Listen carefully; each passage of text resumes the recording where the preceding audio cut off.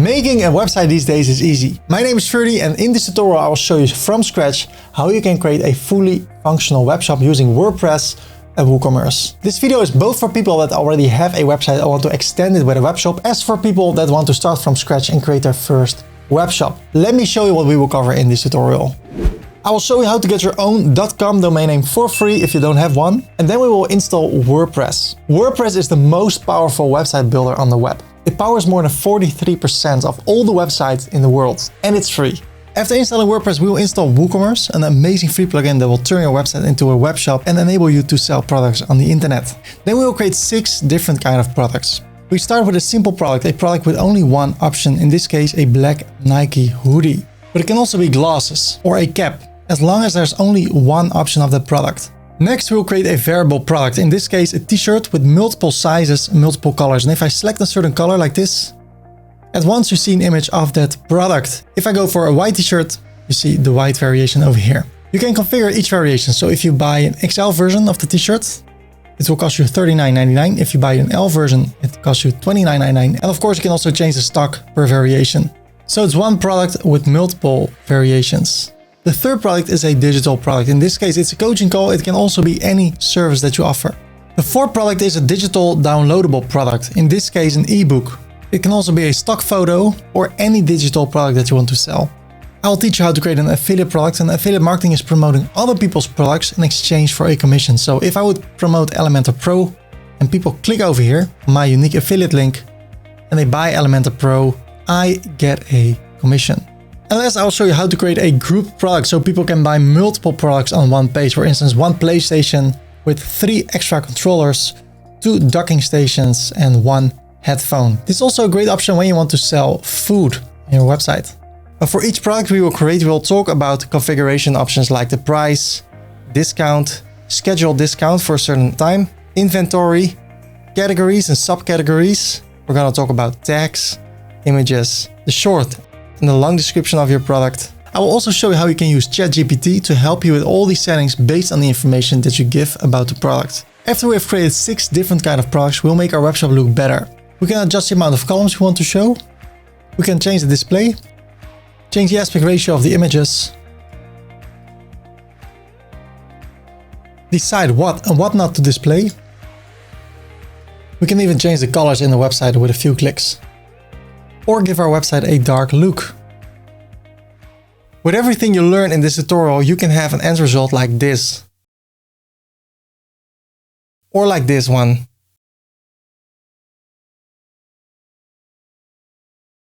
Or this one.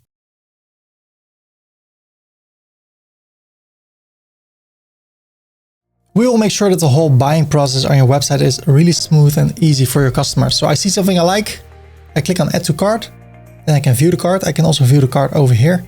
I browse, I can select options, or I can select the turquoise switch, add it to the cart. Maybe I'd like to have a cover. I go for this one, add it to the cart. A nice cover. And then I can click over here and view the cart. Then over here, I can decide to change the amount. So maybe I want to have 2 PlayStations and 2 Nintendo Switches and 3 console cases. I click on update cart. There I go. If I'm happy with what I bought, I go to the checkout. I can fill in my details and I can pay over here. Click on pay now, and then the products will be shipped to my address. That's how easy it is. We can also use a sidebar with widgets that will help visitors to browse through your products. For instance, visitors can search for products, they can filter your products by price, browse through your categories and subcategories. You can highlight certain products, and when visitors add something to the cart, they will see a widget with their current cart status. You can even create advanced filters like these. So visitors can browse through your website, add products to the cart, view the cart, and here they see an overview of everything they have in their cart. We will show a message that when they spend $80 more, they get free shipping, and this can really boost your sales. Right now they pay $14.95, but when they increase the products, spend $80 extra, they get free shipping. I'll show you how to add coupon codes. We can apply it over here.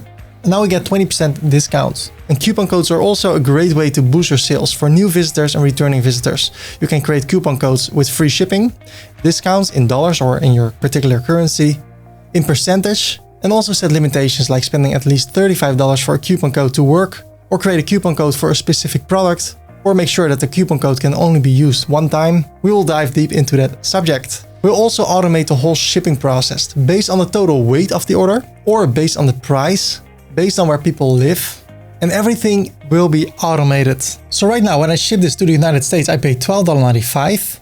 But when I want to ship this to the Netherlands, for instance, I need to pay $16.95. And what I also see, I need to spend more money to get free shipping when I ship things to the Netherlands. So when it comes to shipping, you have a lot of flexibility to adjust it to your wishes.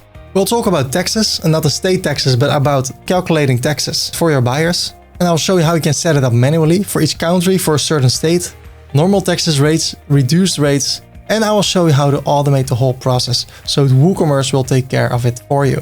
And then we will talk about payment methods so that people on your website can pay using credit card, PayPal, Klarna, Afterpay, you name it. So when people go from your cart to the checkout page, they can fill in their details, pay with their preferred payment method, and when everything is automated, visitors can buy products on your website and the money goes to your bank account. And it's your job to send the right products to the right address. And WooCommerce will take care of everything else.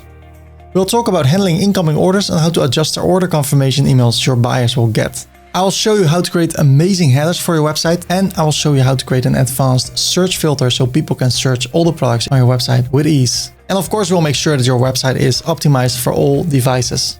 Besides the header, I will also show you how you can create a footer, and you can decide if you want to display products on your homepage like this, or to create a custom homepage like this using Elementor, and I will show you how you need to do that, or you can download and import my pre-made template for free. That's not all, there are also a lot of pre-made WooCommerce websites pre-made for you that you can import for free, and I will show you how you can do that.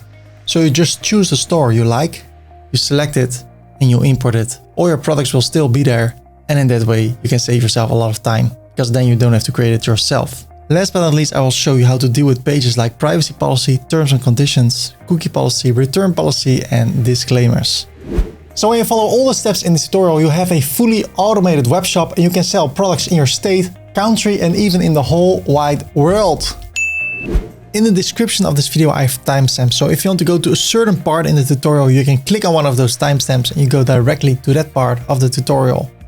When I go to fast for you, you can go to the settings here at YouTube, playback speed, and slow down the speed of this tutorial.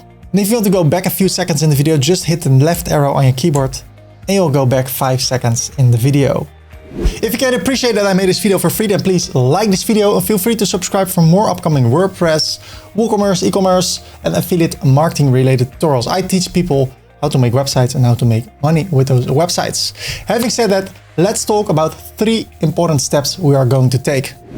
So first, you get your free domain name and we will get web hosting. What is a domain name? A domain name is the address of your website. Web hosting is a special computer that's turned on 24/7 that contains all your files, all your emails, all your images, all the content on your website. So with your free domain name and web hosting, you are visible on the internet.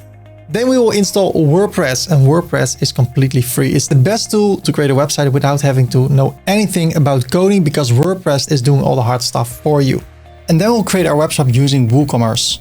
And for the website we will make, people can charge thousands of dollars, but I will show you for free how you can do it yourself. If you already have a domain and web hosting, you can do 2 things. You can migrate your current website to this amazing web hosting platform. And I have a tutorial here that can show you step by step how you can do that. And if you already have installed WordPress, you can skip step 2 and go directly to step 3. And I will show you right now where you need to go in the tutorial in order to follow along from that point on. So ladies and gentlemen, let's get started. If you already have a domain name and web hosting, you can skip this part. If you don't have a domain name and web hosting, you can go to webhosting53.com, hit enter.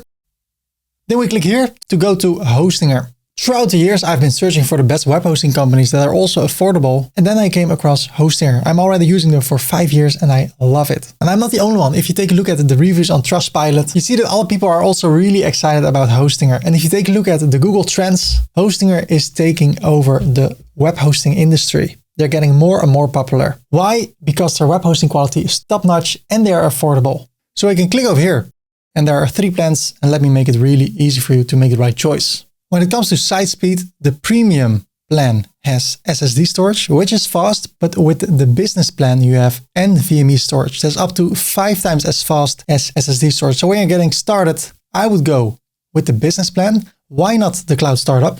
Because you can always upgrade later. So when you've made 30 websites in your business plan, okay, then it would be a great idea to upgrade to the cloud startup. But if you're getting started, I recommend the business plan. So what does the business plan have? Over here, you can have up to 100 websites. It's really easy to install WordPress with a few clicks. You have 200 gigabytes of NVMe storage, so it's fast. And you have enough space to create a lot of websites.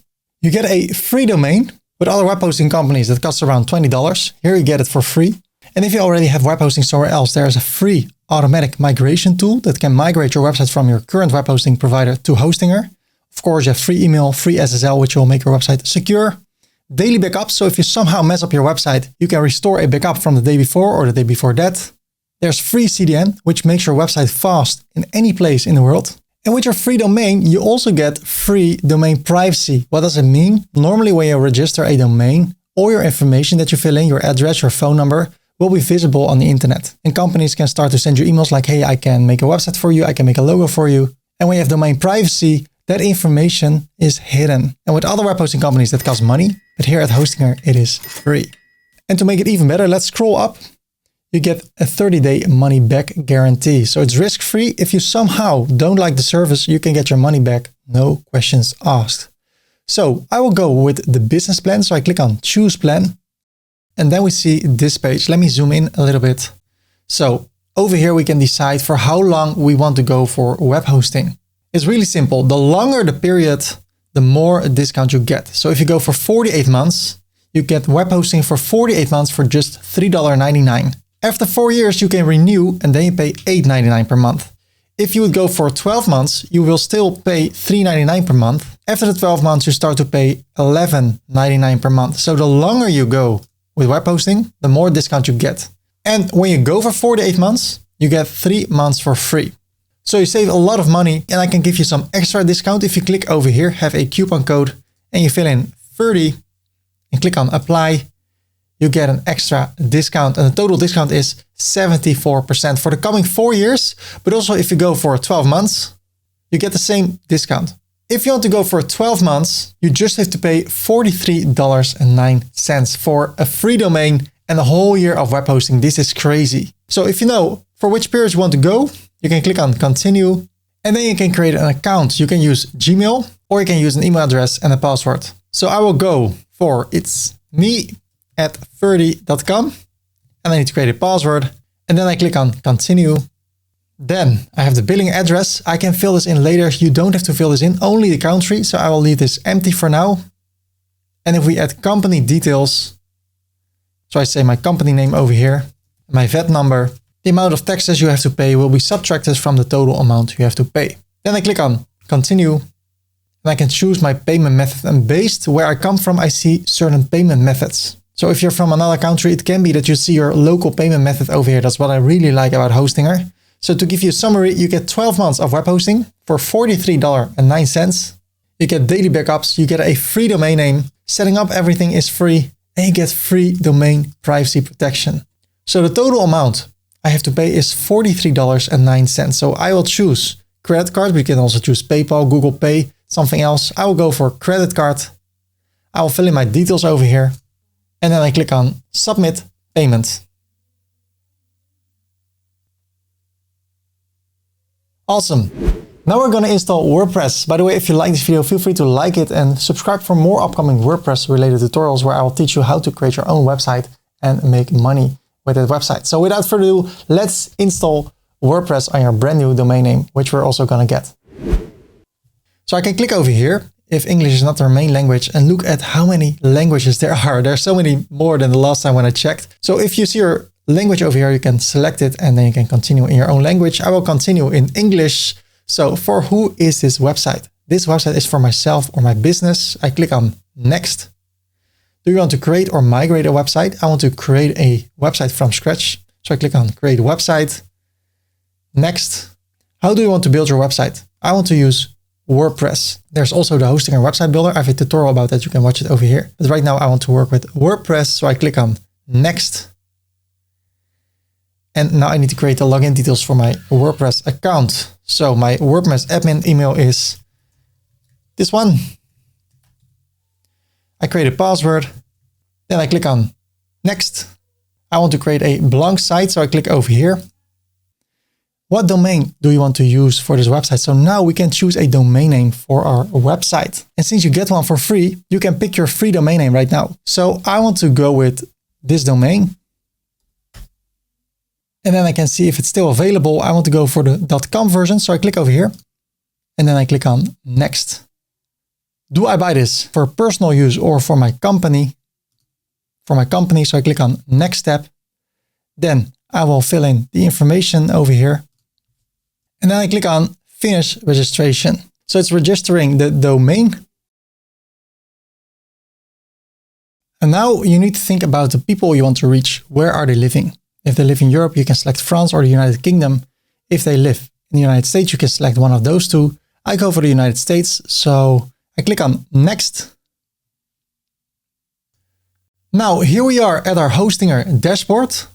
It says boosting time, almost 24 hours left. So what will happen now?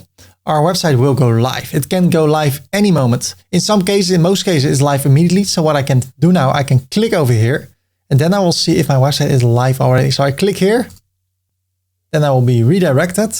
And what I see, I'm already live. Look at this. This is my live website, my domain.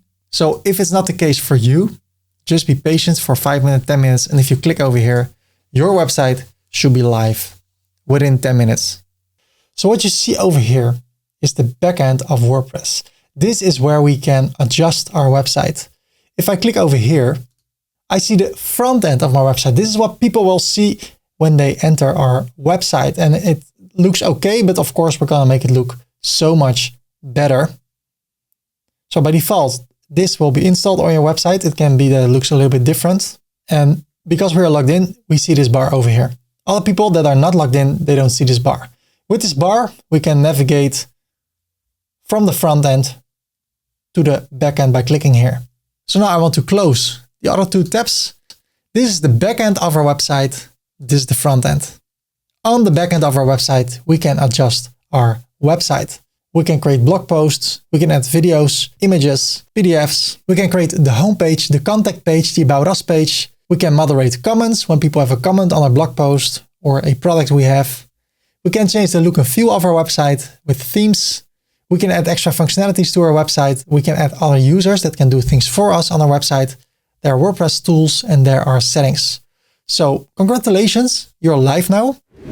I like to work in a cleaned up environment, in a tidy space. And the same is with WordPress. When you install WordPress, it comes with a few plugins. It comes with a few things we don't need. So I want to clean up our WordPress website. And at the same time, I want to configure a few important settings. So let me show you how you can do that.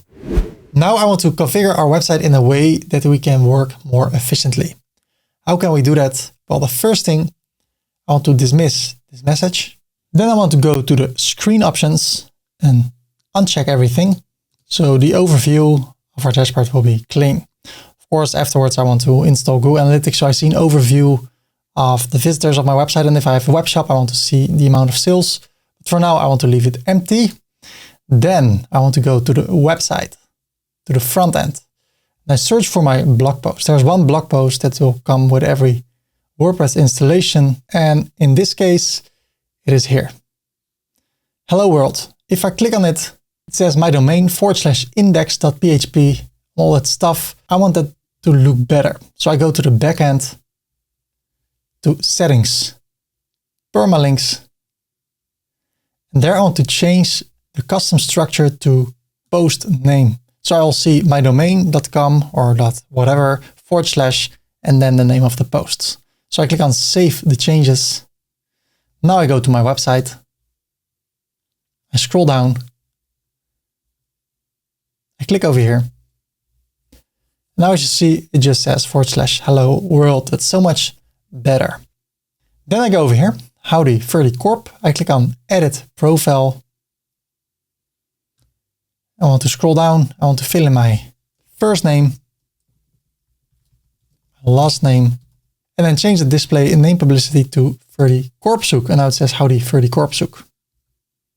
If you want to have an image like this, let me save it first, update my profile. I scroll down.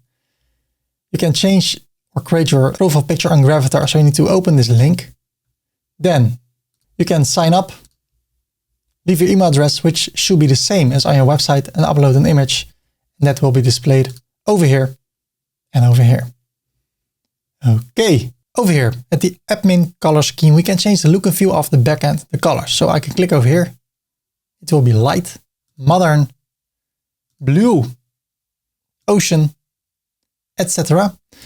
You can choose something you prefer, and I prefer the default one. Let's go to posts. I want to select all the posts, even though there's only one, and I click on bulk actions, move to the trash, apply, go to the trash, empty the trash. Then I go to pages, select all pages, bulk actions, move to the trash, apply, and at the trash, I want to empty the trash. Then I want to go to plugins, select all plugins, bulk actions, deactivate, apply, select again, bulk actions, delete. I want to start from scratch with no plugins. Of course, we can add plugins later, but right now I want to start with nothing. Now, if I go to my dashboard, it looks so much cleaner already. Then I want to go to the settings, general, and make sure that over here in my WordPress URL, it says HTTPS and not HTTP. If there's no S, you can add it over here. And also over here. And then scroll down and save the changes. If you need to change it, you need to log in again. Go back to settings, general, and I scroll down. You can change the site language. You can change the time zone. Well, if I say I'm from the Netherlands, so if I focus on people from the Netherlands, I can just say AMS, Amsterdam. I search the city that is in my time zone, and then automatically everything will be synced to the right time zone. Then there's the date format. I like to prefer the upper one. You can change it to another one or have a custom one. The time format, I like to use PM in capitals. My week starts on Monday. So I click on save the changes. Great. The next thing we'll do is not mandatory, but what I don't like is that when people go to our website right now, they see a website that's not finished. So what I prefer to do, I prefer to send those people to an external page. So first of all, they don't see our website that's not finished yet. And the second thing is we can build an email list for free. And when people sign up, we can send all those people that sign up an email letting them know when the website is ready. So at the first day of our website, when it's live, those people get an email and we get visitors from the first moment our website is live. So it's not mandatory, but let me show you, if you want to do it like this, how you can do that. In order to do that, I go to a new tab and I go to ferdy.com/omnisend.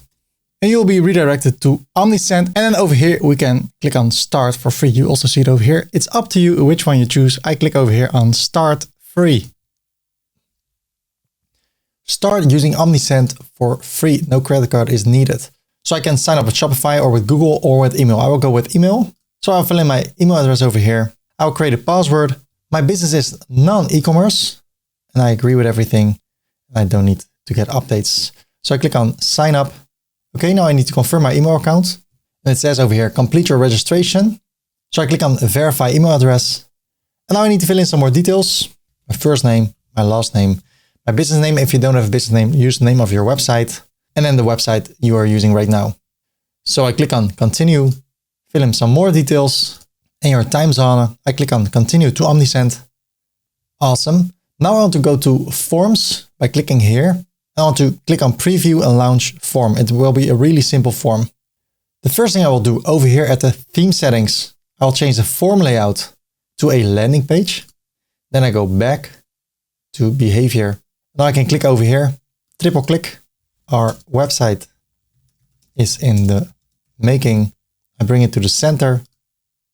Be the first to hear about when our website is live. So people can enter their email. I click over here. And I say get notified. And I want to add an extra form. So over here, I can go to input. I drag it on top of email and it will be the first name. I want to get rid of this over here. So I uncheck this. So people fill in their first name and their email, get notified. And then I can go to step 2, but I don't want step 2. So I click over here on the 3 dots and I delete step 2. Then I go to success. Thanks for signing up. We will let you know when the website is live. I bring it to the center again. Subscribed. You're already subscribed. I prefer to bring it to the center. Okay, that's it. I click on save and close. Awesome. I click on it again. And now I can enable the form by clicking here. I click on it again. And now I see a link over here. I copy this link. Now I close this, and I close this. Now I go to the back end of my website, to plugins, add new. Then I search for the free plugin called Code Snippets. Over here, Code Snippets from Code Snippets Pro. I click on install now.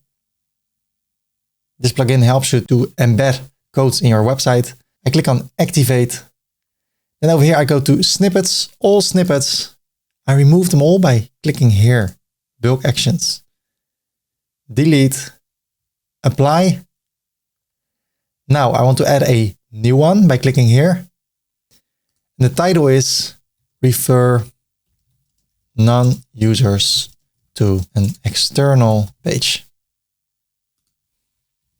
So I paste my code over here. This is the form I want to send people to. Then I go to ferdy.com/best snippets, hit enter. And then over here, redirect non-users to other page. I copy this over here. I say enter, enter. And on number 1, I paste the code. And now it says when somebody is not logged in, they will be redirected to my website. So what I will do now, I will grab this, cut it, and I will paste it over here. Paste it. I can give it a description, but everything is fine for me. Save and activate. Awesome. Now when I go to my website, I will go to my website because I'm logged in. But if somebody goes to my website in an incognito window, so I say right mouse click, open link in an incognito window, he or she goes to the form. So they can leave their name, Ferdy, email info@ferdykorpershoek.com. I click on get notified. Thanks for signing up. And now when I go to Omnisend and I go to audience, I see total contacts over here. So now I can fill up my list with people that are interested to see when my website goes live. One more thing about Omnisend, if you go to ferdy.com/follow up, hit enter.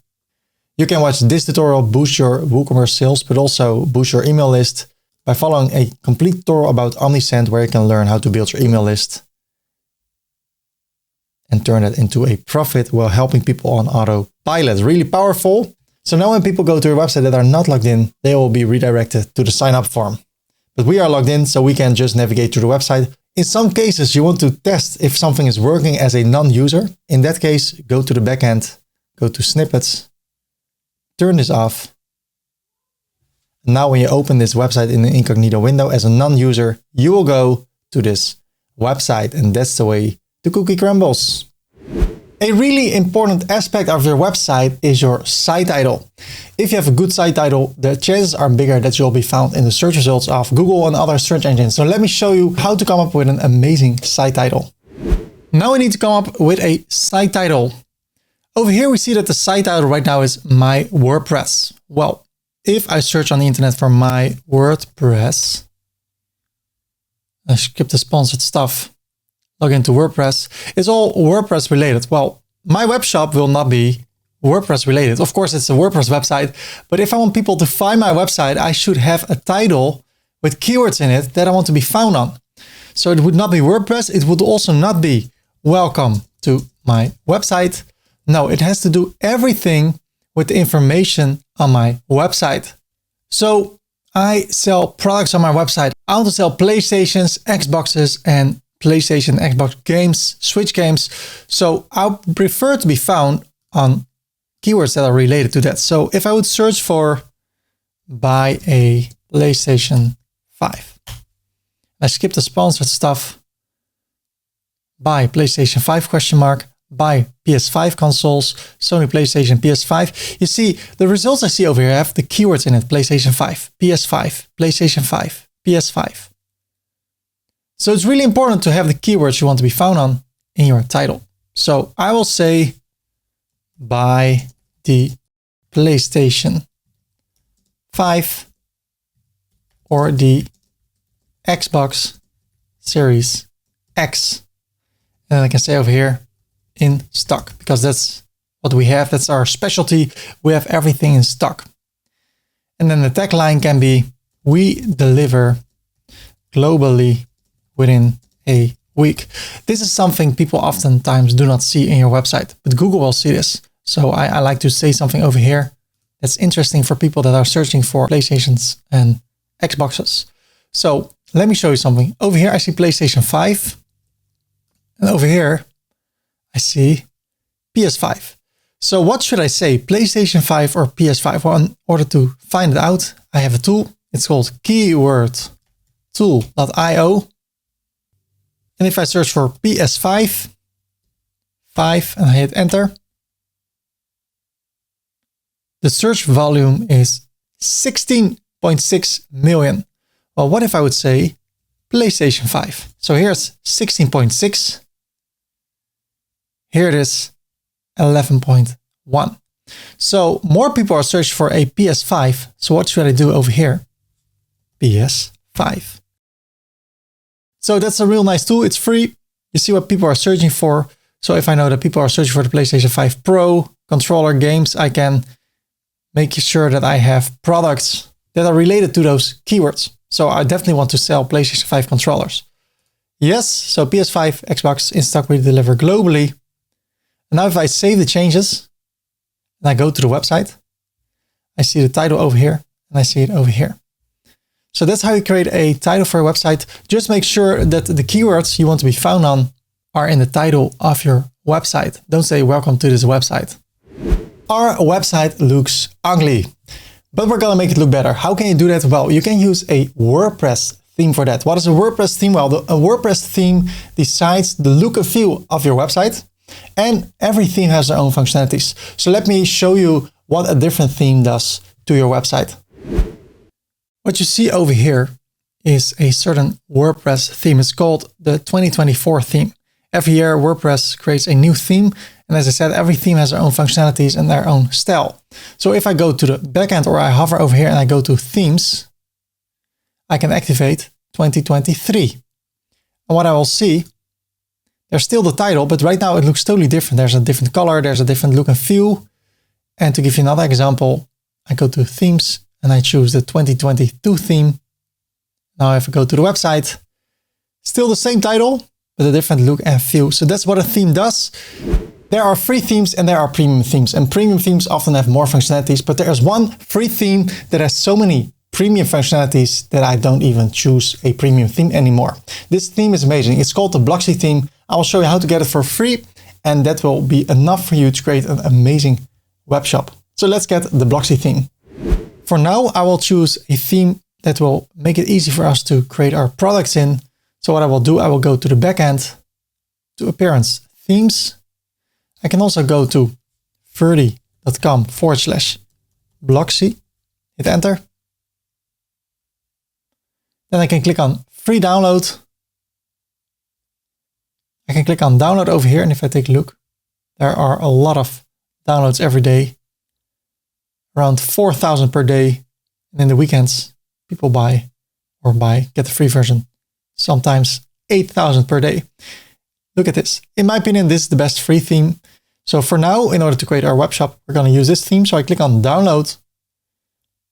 Then I can go to the website, add a new theme. I can click on upload a theme, and I can drag the theme over here. Or you go to Appearance, Themes, New Theme, and you search for the Blocksy theme.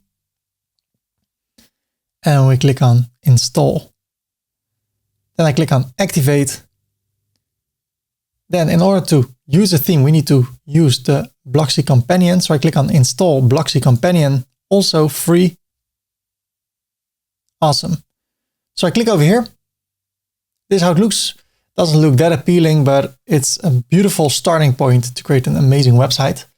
So for now, this is perfect. So ladies and gentlemen, I'm going to show you how you can create your own logo, but you can also outsource it. So I will show you a few options on how to get an amazing logo for your web shop. If you want to outsource your logo, you can go to ferdy.com/Fiverr. And here you can let someone else create a logo creation. And you can find someone that can create a logo for you. Or you can create one yourself. If you go to ferdy.com/Canva, hit enter. And then you can create one yourself. If you want to learn how, go to YouTube and search for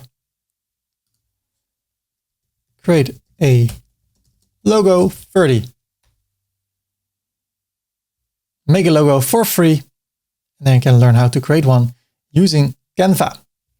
Or what you can do, you can follow along with the same images and the logo I use in my tutorial and then go to ferdy.com/images. Hit enter. Here it says download the images, logos, and blog posts I use in my tutorials. And by the way, the dummy product, so you can see how your website will look if you have a full web shop. So my first name is Ferdy, my email address, and I click on subscribe. You can unsubscribe at any time. Since I'm from Europe, I need to consent to a few things. Subscribe. I check my email. And there it is, important, confirm your subscription. I click on confirm your subscription. And there the download goes. So I drag it to the desktop. I unzip it. Okay, now I go to the website. I go to the customizer. So I click on customize. This is so easy. I hover over here. I click on the three dots. I select the logo. I select files. Now I go to the desktop, ferdy.com resources, number 6, miscellaneous. Then I go for Games United. I say Command A. And I only don't upload the background one. I click on open.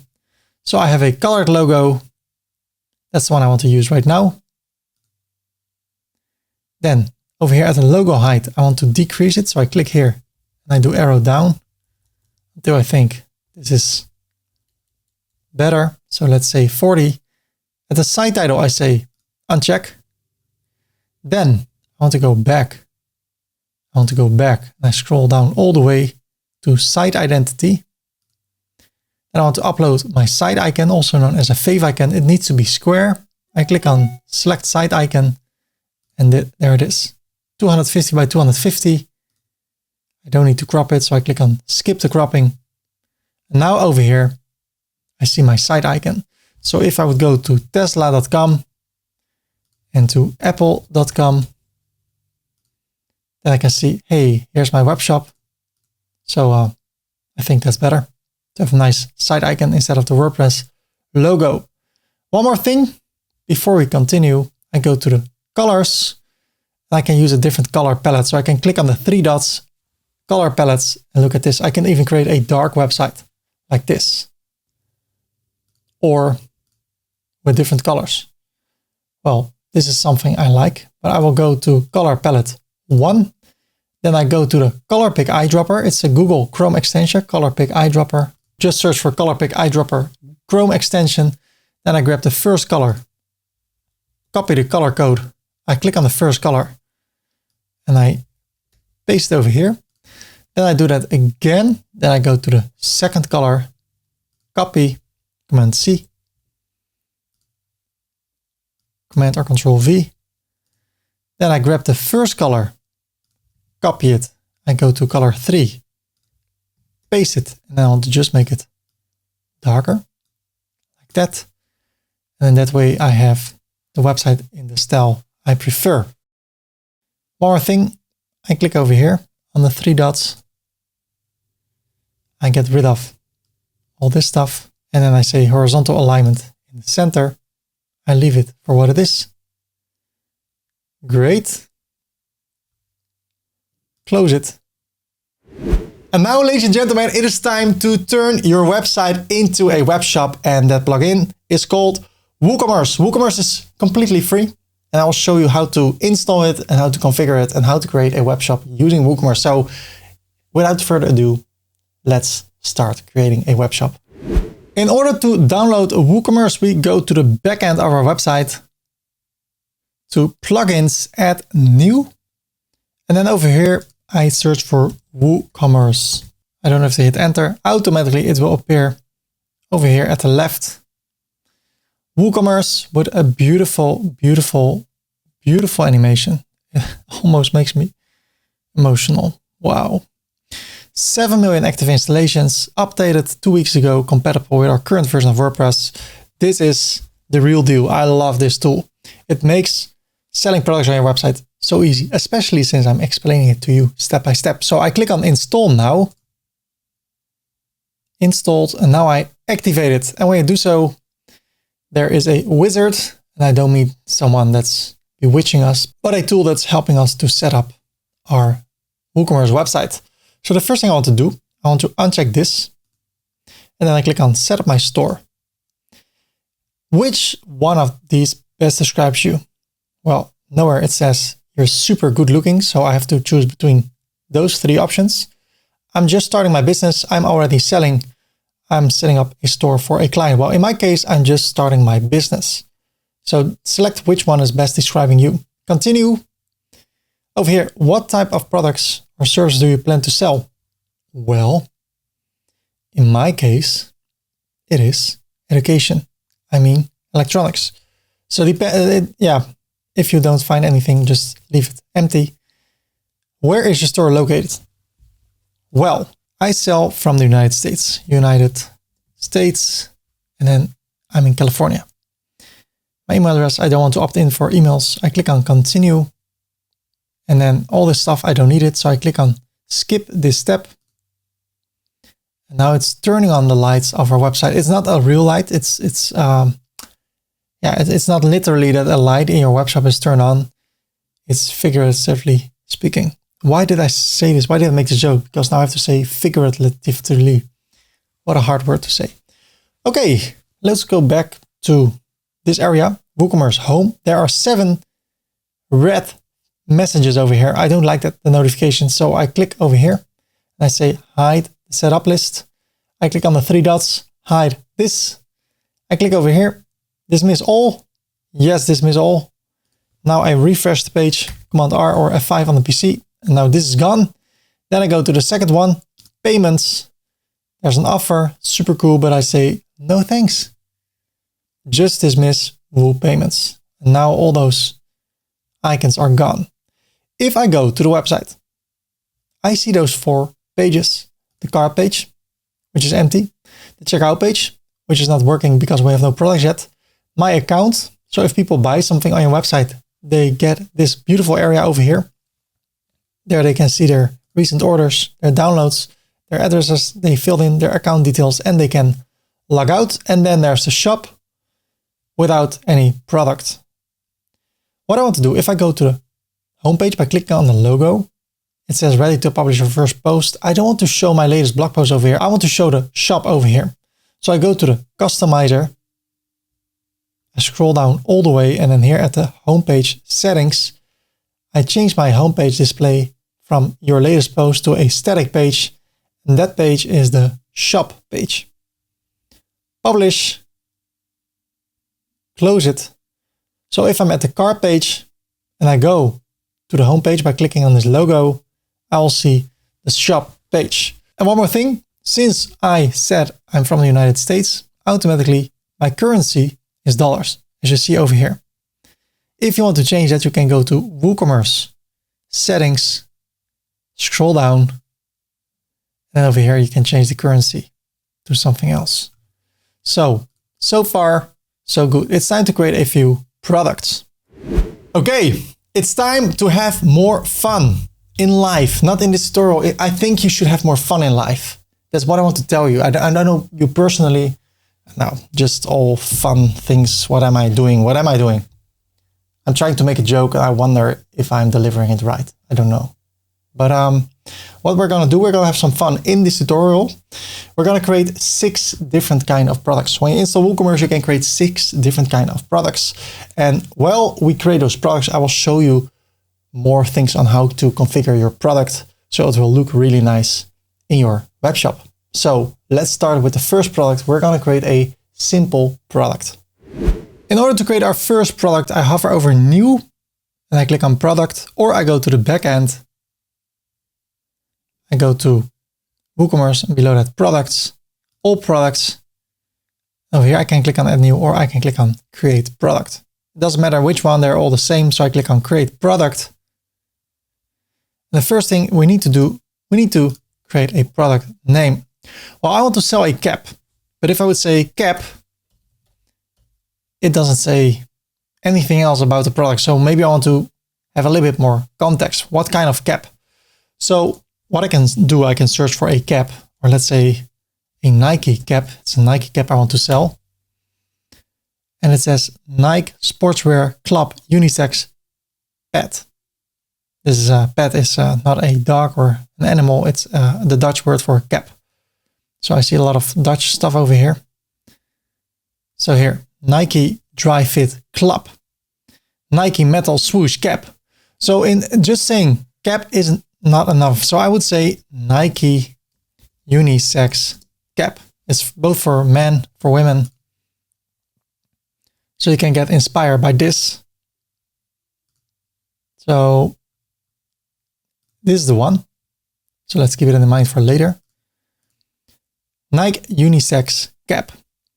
Then I can have a product description. So I can say, since I wear this cap, I became so popular at school. Everybody wants to add me to their MySpace profile. Remember those days? So if I click on publish and I hold Command or Control and I click over here on view product, this is how it looks. Nike Unisex Cap, no category, also no category. If I go to the homepage, I see in the shop one product without any image. This is the title, and I can click on read more, and then I go to the product. I cannot even add it to the cart because I have no price yet. So this is the beginning. Let's continue. If I take a look again, if I scroll down, here I see the description. And then over here I can have a short description. So I can also scroll down a bit more. Product short description. Black Nike cap. Both for men and women. Now, if I update it, look at this. Here's the small description. So here you can place more information. So the long description will be placed below this area. The short description will be placed over here. Now let's go to the important information. If I scroll down, there's product data. What kind of product do I want to create? Well, in this case, since I'm talking about one color, one size, there's only one version of this product. I just want it to be a simple product. We can create group products, affiliate products, variable products. We can create virtual products, virtual downloadable products. We're going to talk about all those products. But right now, I just want to have a simple product.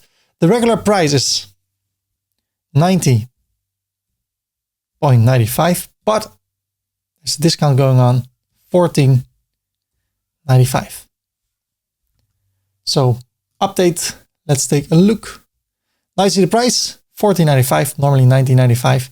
And now I can add it to the cart. So if I click over here, I can view the cart. It looks like this. This is beautifully created using WooCommerce and this theme. I click on proceed to the checkout.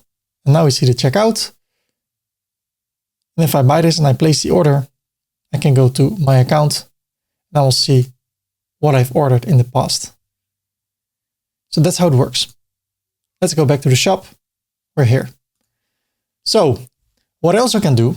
I can say that this sale price is only available from today until the end of this month. And I can send an email to my email list like, hey, there's an amazing discount going on until the latest day of this month. And that way I can draw more people to my web store. Update. refresh. So automatically, when October begins, this discount will not be applied anymore, and we will sell this for $90.95. So all on automatic pilot. Let's take a look at the second tab, inventory and SKU number. So it is this cap over here. So what I can do, I can search for the SKU number or the product number. So I have to search for it. It's a Dutch website. Okay, this is the article number, the SKU number. I always prefer to use this. Why? If people go to this website, they want to buy this cap, and it says out of stock, then it can be that they're going to search for the SKU number. And then look at this. My website can appear over here at the searches or at the images. And when people click on it, then they can enter my website. So when it comes to the SKU, I prefer to paste it. If you create your own product, it's really simple. I would say 00001. And I was the first one who decided this. And now if I take a look at all the other WooCommerce tutorials on YouTube, people also fill this in. So I know I was the first one. Am I frustrated? No, of course not. It's people steal things all the time. Just kidding. It's not stealing. It's for me a small thing that makes me see that people are watching other tutorials. I decided I'm gonna also watch other tutorials. Why not? Hey, why not? Let's bring the SKU back, and this is all fine. Let's take a look at the stock management. If I select this, I can say how many caps do I have in stock? Well, I have 10 in stock. So update. If I refresh the page, it will say there are 10 in stock. So when people buy this, let's say people buy 4 and they buy them, it will say only 6 left in stock.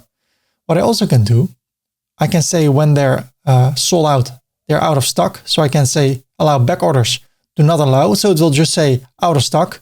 I can say allow back orders. That means that people can still order this even though they're not in stock anymore. And then I need to make sure that I have them in stock as soon as possible.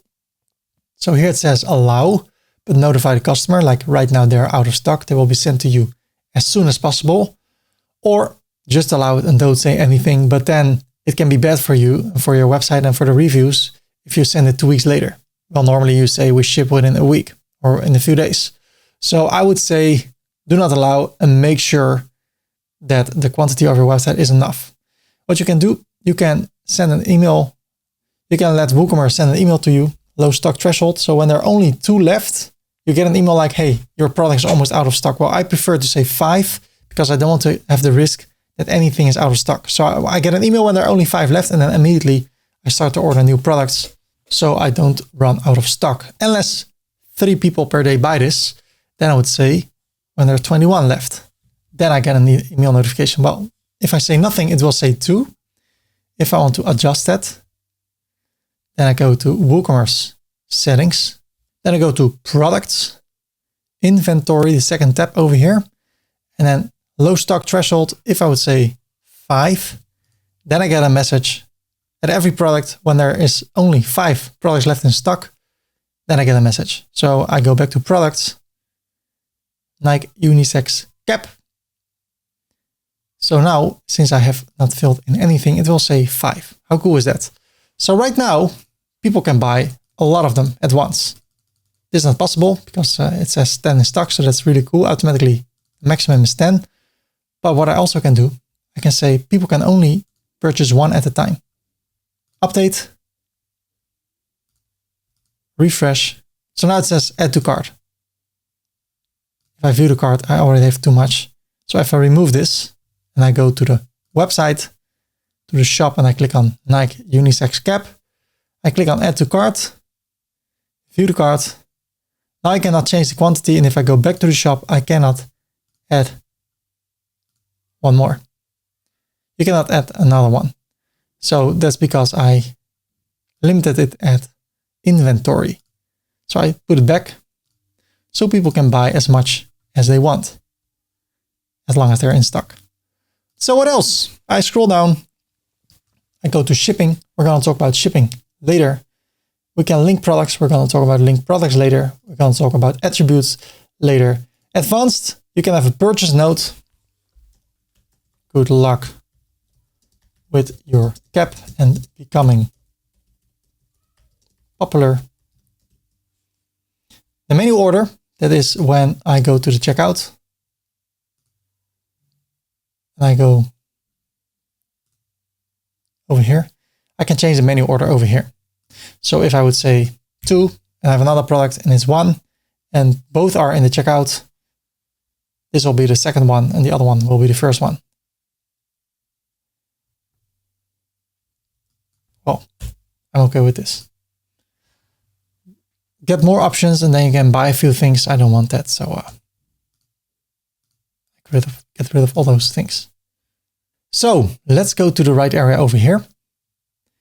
Product image. I click on set product image. And if you want to follow along with the images, I've already shown you how you can download those images. I go to my desktop, resources, WooCommerce, and let me see. I want to use those 4 images. So I select them all holding shift. So select the first one, hold shift, click the 4th one, open them. I grab the image with the front like that, update, and now it becomes so much better. If I go to the home page, now we see an image over here. Super cool. But we can do more. I can also go to the product gallery and add all the other images. Click on the first one, hold shift, click over here. What I also always do, I click over here. I go to the title, Command A, Command or Control V, and Control V again. I like to copy the title, get out all the spaces or dashes. I create spaces, copy it, paste it in the alt text and in the description. That's good for the search result. I do that with every image. Copy, paste, paste. I also renamed all the images. Nike black cap, adjustable cap. So when people search for adjustable cap, mine can appear over here or in the images. And that's what I want. I want to be found. I want to sell things. So that's why I do those things. I select the second one, hold shift, click over here, add it to the gallery. Then I can create product categories. So I can say man or women. But right now I can say clothes or just caps. If you have a big web shop, let's go to this website.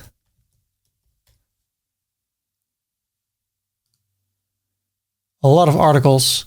So what you have over here is a lot of categories. iPhone accessories, iPhone cases, iPhone screen protectors, iPhone chargers.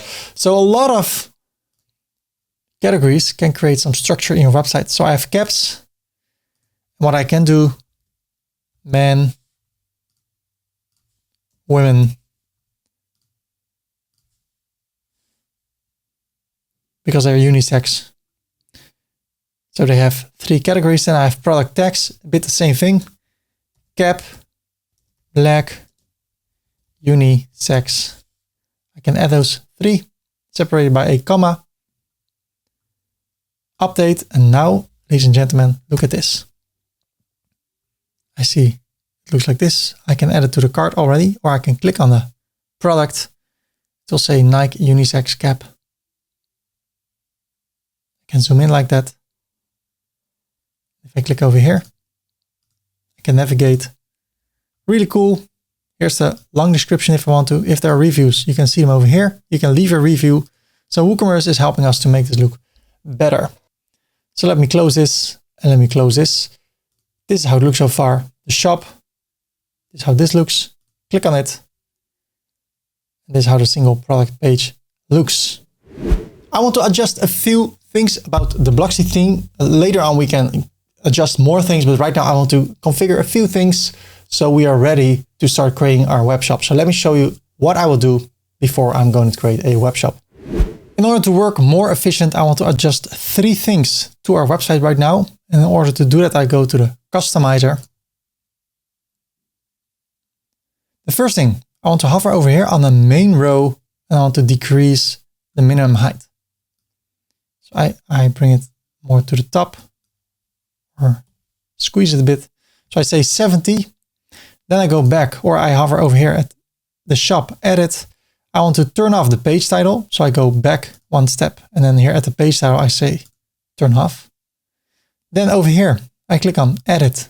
I want to adjust the shop settings from type 1 to type 2. Now I click on the single product. I want to collapse this a bit more, so I can hover over here. You know what? Let's go back. Single product. So I scroll down, and then here at WooCommerce, single product, I change it to narrow width. And then I want to make it boxed like that. And it's just what you prefer. You can also do normal width, but I prefer to make it narrow. Okay, publish, close it. So now the homepage looks like this. And if I want to, I can also get rid of these for now. So let's do that. Customize. I scroll down. I go to WooCommerce, product archives. I scroll down, and then here at page elements, results count. No, thank you. And the product sorting also, no, thank you. Publish. So it's a bit cleaner. It works better in my opinion. So I click over here. I see this over here.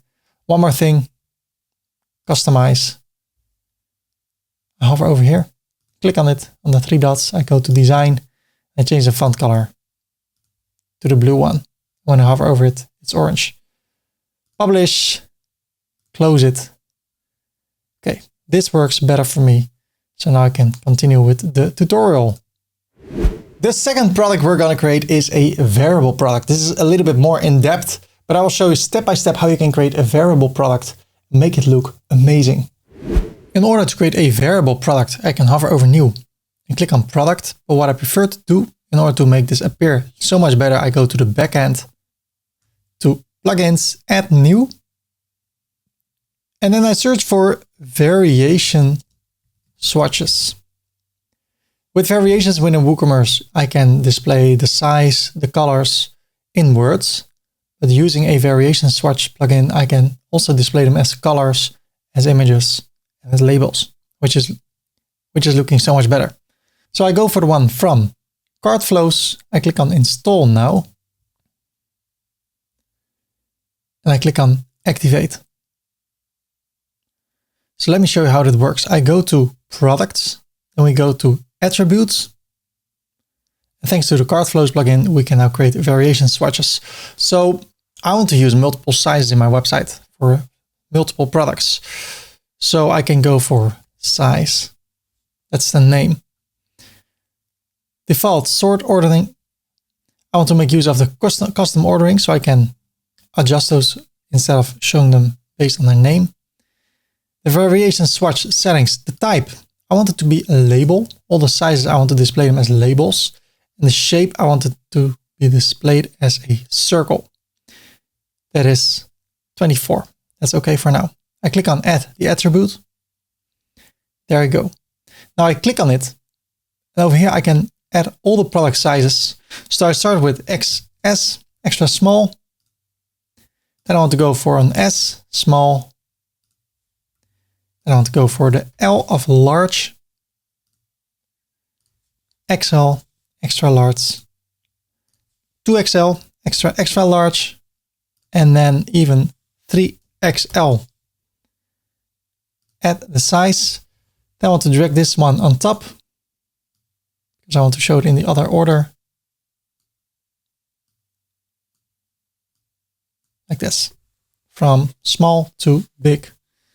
If I go back to attributes, I see I have the size in a label with the custom order in this order.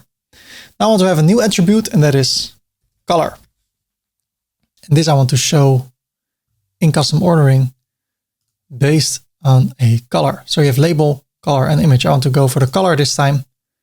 Default shape, I want to be a circle of 24. Add the attribute. So now I click on the color and I will choose the colors I will use in my website. So I will start with black, and then the color is also black. I want to have a color white. So I select the color white over here. What else? I want to use the color red. A bit brighter. Let's go for blue. And you can always add colors later. So if you're creating multiple products and you think, hey, the color is not there yet, you can add it over here. Add products, attributes, color, and then select or create a color. I want to go for green. So let's keep it with this because I can always add this later. I can change the order. So I can say black, white, red, green, blue. Okay, now I go to a new product. I call this one a t-shirt. I already talked about product images, so let me do that real quick. I upload the files over here. 4 files for a white and a black t-shirt, front and the back. So I want to use the white front image as the product image, and then the other 3 as gallery images. I want to go for t-shirts for men, so I can also have a parent category. So there's even more structure, men and t-shirts. Product tags, black, white, cotton, t-shirts. I add those. Okay. I click on publish. I want to view the product. It looks like this. So far, so good. If I go to the homepage, I see 2 products. T-shirts with categories. I can click on read more. So now I can go for a product description. I can also go to the dummy text generator, or I can go to ChatGPT.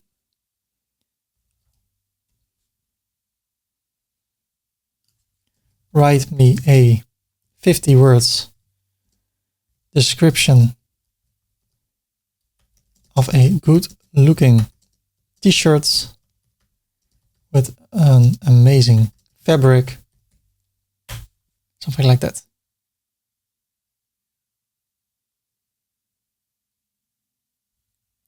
Okay, copy. I go for the long description. So over here, I place that. And this time I want to go for the variable product. I got it. A new area appeared over here. So I click on attributes. Now there are existing attributes because I already created those. So I click over here. I go for the size and I go for the color. Now I can select which sizes and which colors I want to add. Well, for this t-shirt, I only have XS, S, L, and XL. And the colors I only have black and white. I save the attributes, then I go to the variations, and based on all the attributes, I click on create or generate variations. And now a combination of all the colors with all the sizes will be created. So 2 colors, 4 sizes, 2 times 4 equals 8. So there are my 8 variations. I click on add price over here. So all the products will be 24.95. But then what I can do, I can expand everything. I can fill things in individually. So the XS white, I can have different information than for all the others. I can also do bulk actions. So if I say bulk action, toggle manage stock. So right now there's no stock, nowhere, not here, not here. But if I say bulk action, toggle manage stock of all the products over here, now they are all turned on. Cool, huh? I think it's cool. Next thing, let's fill in the stock. So let's start with 10, and based on the statistics on how many people buy things on your website, you can see how much stock you should have per variation. Maybe more large t-shirts than XL t-shirts.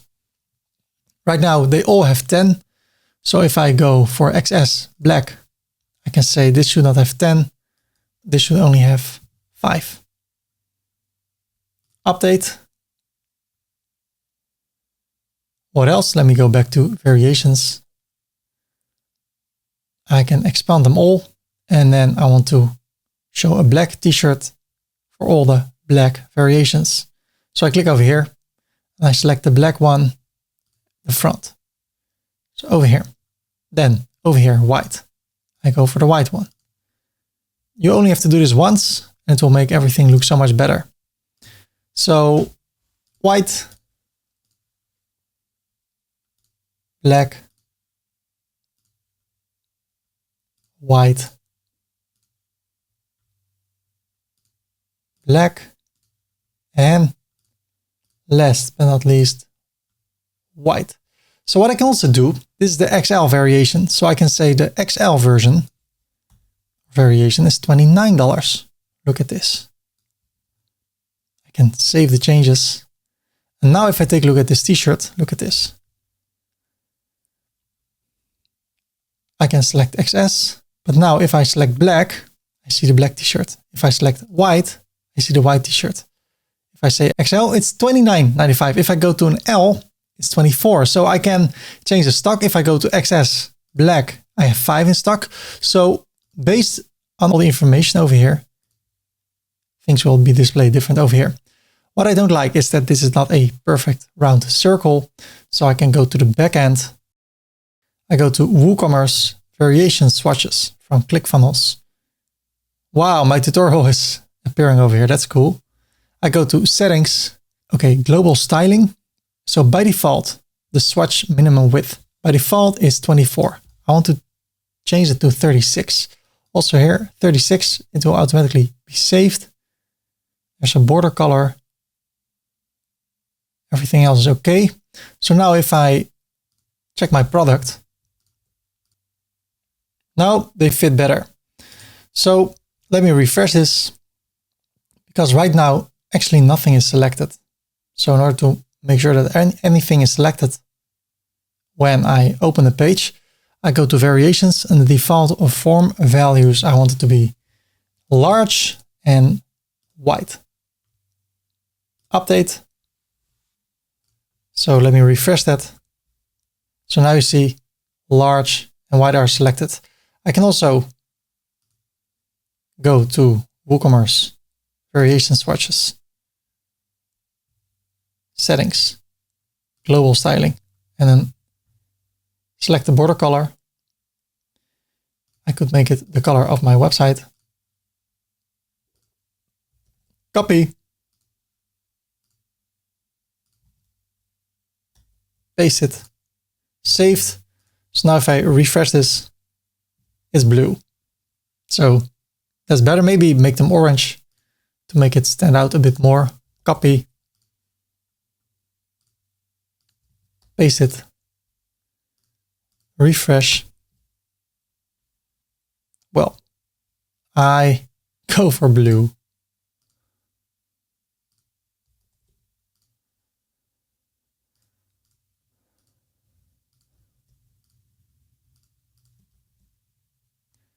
So by default, large, white. If I say large, black, I see the black t-shirt. I can navigate over here if I hover over it. So I'm happy with how this looks. From XS black, I only have 5 in stock. From L black, I have 10 in stock. I can add them to the cart. I can view the cart. I can go back to the product and also add another one, S and white. View the cart.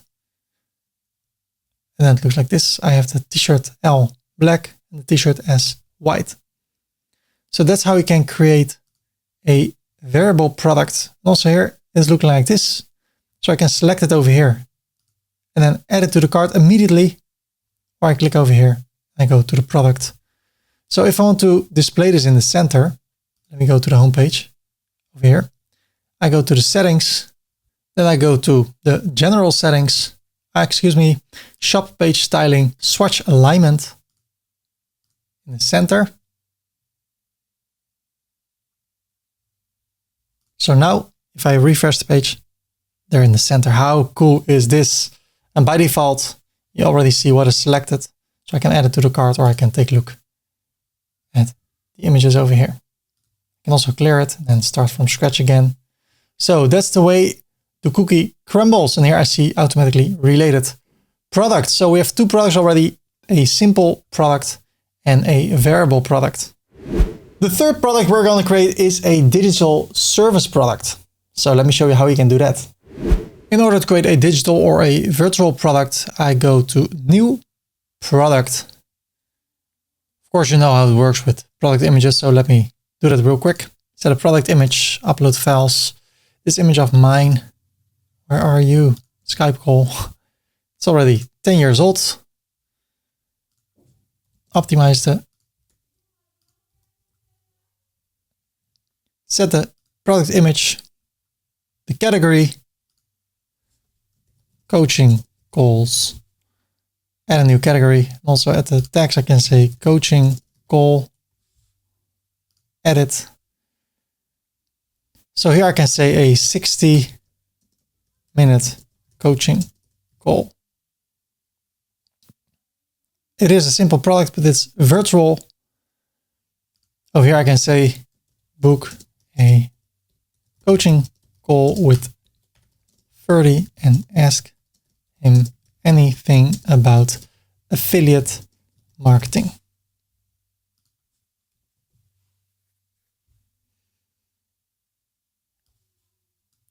Or marketing. Okay, $4.99 for 60 minutes. No discount. And then here at inventory, I say limit purchase to 1 item. I don't want to have people to book me for 3 hours. Then I go to advanced, and when people purchase it, I can say go to hpsferdy.com/coaching call to book a slot with me. Looking forward to meet you. Publish. View the product. So here on the coaching calls, we have a 60-minute coaching call, $499. Book a coaching call with Ferdy and ask him anything about marketing. When they add it to the cart, they view the cart, they check out, they get a notification like, hey, go to this link, ferdy.com/coaching call, and there you can book a slot with Ferdy. And I don't mean this slot, but a time slot. Not a time slot, but a time slot. So there it is. It is time to create the 4th product, and that is a digital downloadable product. It can be a photo, it can be a WordPress theme, it can be a plugin, it can be anything that's downloadable and digital. But I think when you can download something, it must be digital. I have never heard someone download a physical product.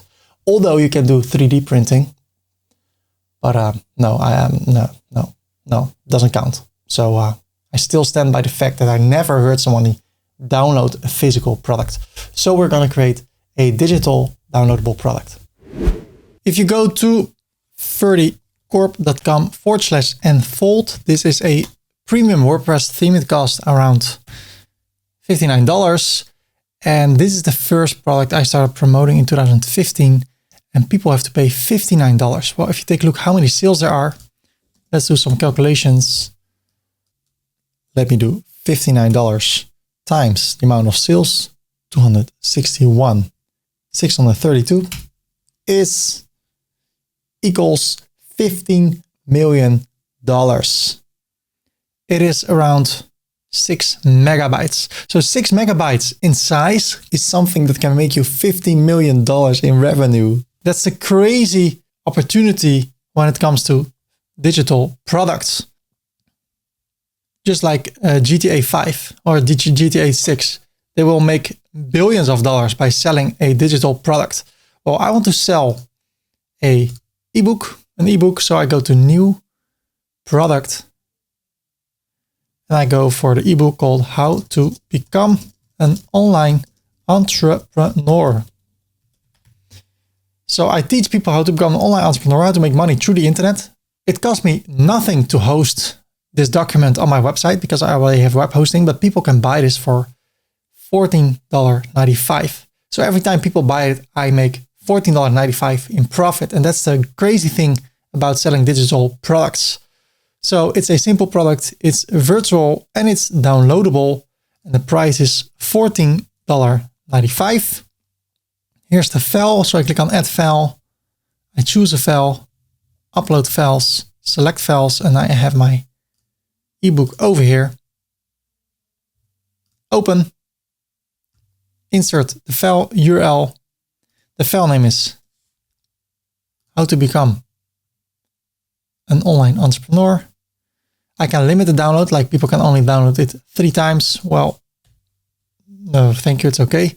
And I can say people can download it only for 365 days, for a year, but I'll leave it blank. People can keep on using this. Learn how to turn your knowledge into money by sharing your knowledge online. Something like that. I need to have a product image. Well, I have one. If I go to WooCommerce, how to become an online entrepreneur ebook, open, get rid of all the dashes.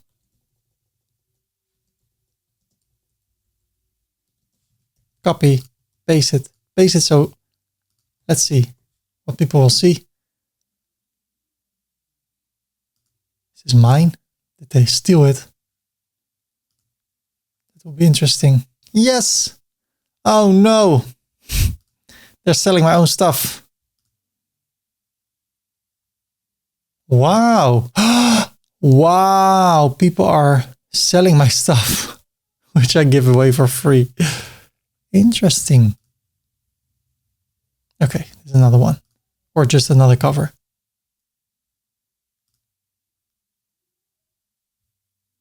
Cool. Well, that's how you can learn something. Set the product image. So somehow I inspire people, so that's good.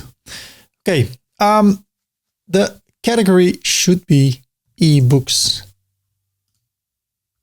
Okay, product tags, ebook, online marketing, make money online, passive income, online business. Okay, so let's publish it and see how it will look. View the product, how to become an online entrepreneur. People can buy it multiple times. So I click on edit product and then I go to inventory and I change it to sold individually. View the product. Boom shakalaka. Add it to the cart for $14.59. And when people download it or buy it, automatically the money goes to my bank account and the product goes to the buyer. How cool is that? I think it's really cool. So far, so good. What up, party people? Are you still having fun? Well, if not, this is the moment when it will be fun because we're going to create an affiliate product. What is an affiliate product? Oh, I love affiliate marketing. I have 7-hour tutorials on YouTube on how to create affiliate website and how to start with affiliate marketing with creating shorts, creating YouTube channels. This is fun. I love affiliate marketing. Affiliate marketing is promoting someone else's product or service in exchange for a commission. So I don't have a product. I promote other people's products. And when people buy those through my unique affiliate link, I make money. I love it. Not making the money, not that, but I love to help people to provide with tutorials like this. It's not about the money. It's about helping people. That is what keeps me going. Thinking about you, helping you. Okay, let's cut the crap. And I like it both. I like to make tutorials. I like to create websites. I like to provide a value and at the same time make money with affiliate marketing. And right now I will show you how you can create an affiliate product. So it's not your own product, but you create a product and when people are interested in the product, they go to the website with your affiliate link and you can make money when they buy those products. Let me show you how you can do that. If you want to learn more about affiliate marketing, you can go to YouTube and search for affiliate marketing tutorial Ferdy. I have the best tutorials on the internet about affiliate marketing. My latest one was 7 hours and 38 minutes instead of all the 42 minutes, 59, 1 hour, 11 minutes. Well, there's some longer now. People are getting better. That's cool. But man, this is amazing. Helping other people on automatic pilot and making money. So if you want to learn more about that, definitely check out that tutorial. And if you want to promote a new product or create one, click on new product. I want to promote Elementor Pro. It's a digital product So if people go to ferdycorp.com/Elementor, let me copy it, hit enter, they will be redirected to this tool, which is $99 per year. And if I decide to become an affiliate, let me see, I go to Elementor, scroll down all the way, and there is somewhere affiliate. So I can say Command F, affiliate.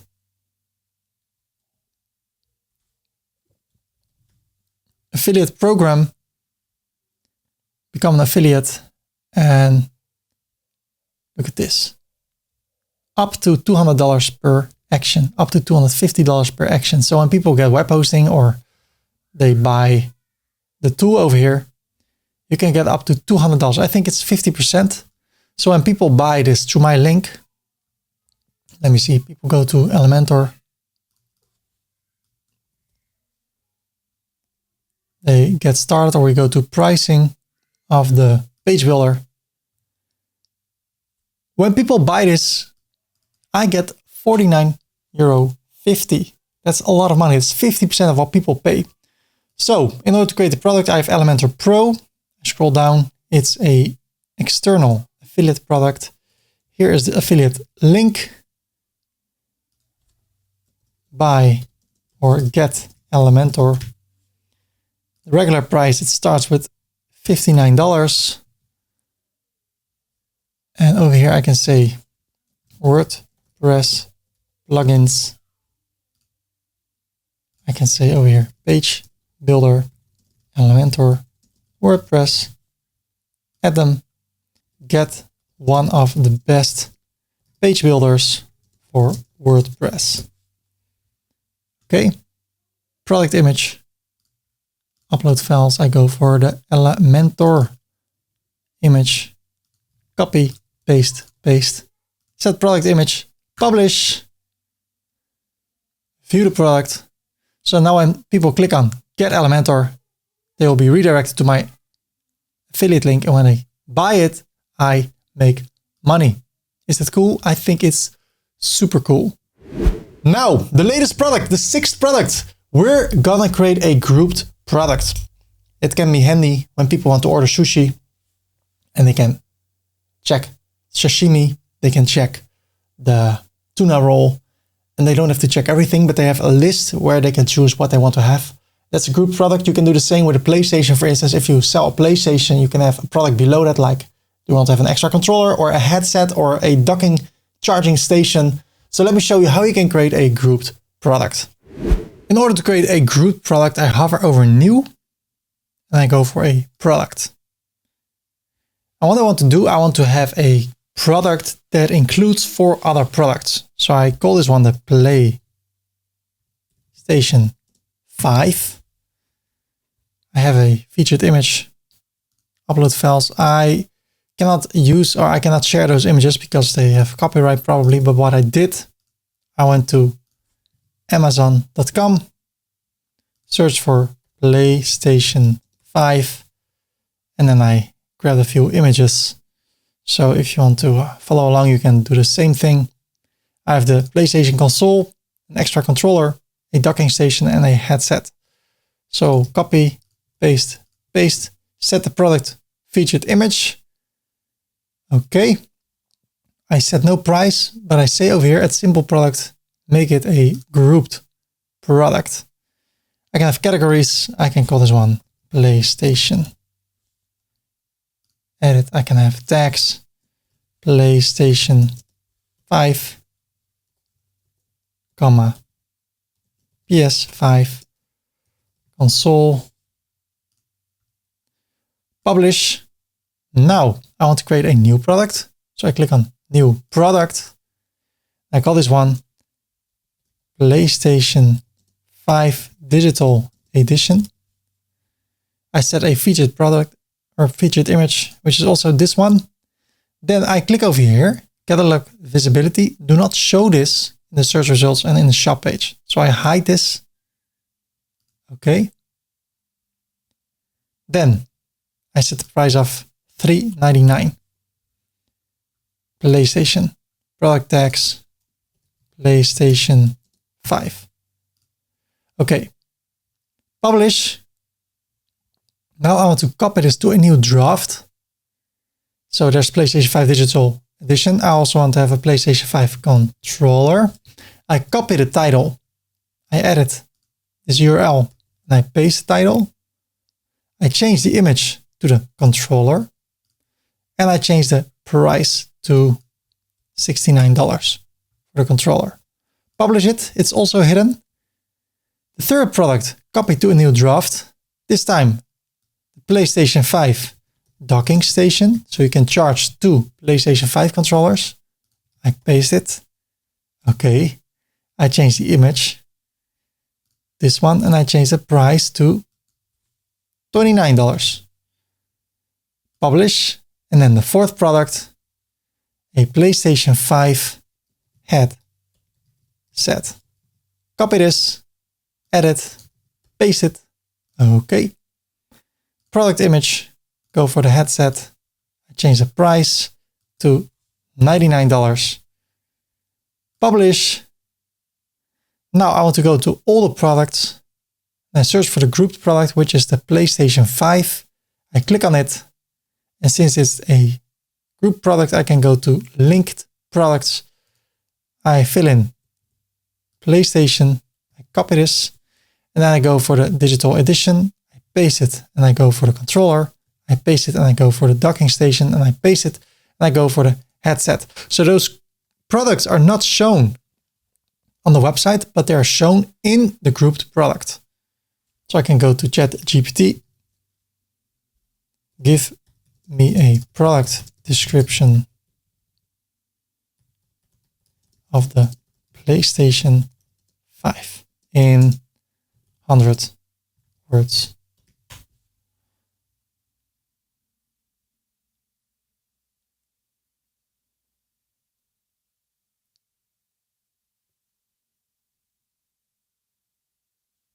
Okay, copy it, paste it in the long description. Okay, update. Let's see how this looks. I view the product. Now it says PlayStation 5. I want to have 1 PlayStation. I want to have 3 controllers. I want to have 2 docking stations and only 1 headset. Add them to the cart. View the cart. Now they're all added. So that's how you can create and use a grouped product. So what we have so far, we have a simple product over here on sale, only one size, only one color. Then we have a variable product with multiple sizes, multiple colors. Then we have a virtual product.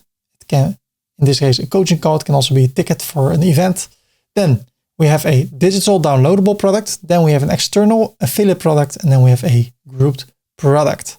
So those are the kinds of products you can create within WooCommerce. What is next? Since we have a few products in our website, it's time to talk about upsells and cross-sells. In order to create upsells and cross-sells, we need to go to one of the products. I go to the Nike cap. If I scroll down, I see related products. And now if I click on edit product, I can scroll down, go to the left, and here at linked products, I can have upsells and cross-sells. So if for the upsell, I would say go for the t-shirt. And I update it. Now if I view the product holding Command or Control on the PC, I scroll down, I see you may also like. I can have more products. So here, linked products, let's say Elementor Pro. Update. Now if I refresh the page, I see those products. If I add this to the cart, the cap, and I view the cart, I see nothing over here. But if I decide to use a cross-sell, so here, link products, cross-sell, let's do the ebook or the 60-minute coaching call. Now, if I refresh the page, I see the cross-sell here below. If I remove the cap, it's not here anymore because it's only displayed when people buy this. So again, it's not there. I go to the webshop. I go for the cap. I add it to the cart, I view the cart, and now we will see it. And that's how it works. You can use upsells on the page itself and cross-sells on the cart. That's what you can do over here at linked products. Did you know that it's possible to change the order of the products in your website? If you did not know that, then now you know it's possible. Let me show you how you can do that. In order to change the order of the products, I can go to the customizer. Then I go to WooCommerce, product archives, scroll down, product catalog, and the shop display, it displays products. I can also show categories, but I prefer to show the products. And here is the default product sorting. So I can also say most recent. So this is the most recent product. This is the first one we've created. There are also other ways over here, average rating, popularity. So I will do default sorting, publish, close this, and then I go to the first product we have created over here, edit the product, and here at advanced, I can say menu order 1. It can also be -3 as long as there is an order. So I say 1. Okay, let me go to the website. I hold Command, click on the t-shirt, then this one, the 4th one, the 5th one, and the 6th one. So edit product, Command Tab, edit product or Control Tab. Here, advanced, I say 2. Here, advanced, I say 3. Advanced, I say 4. 5. And then 6. Update.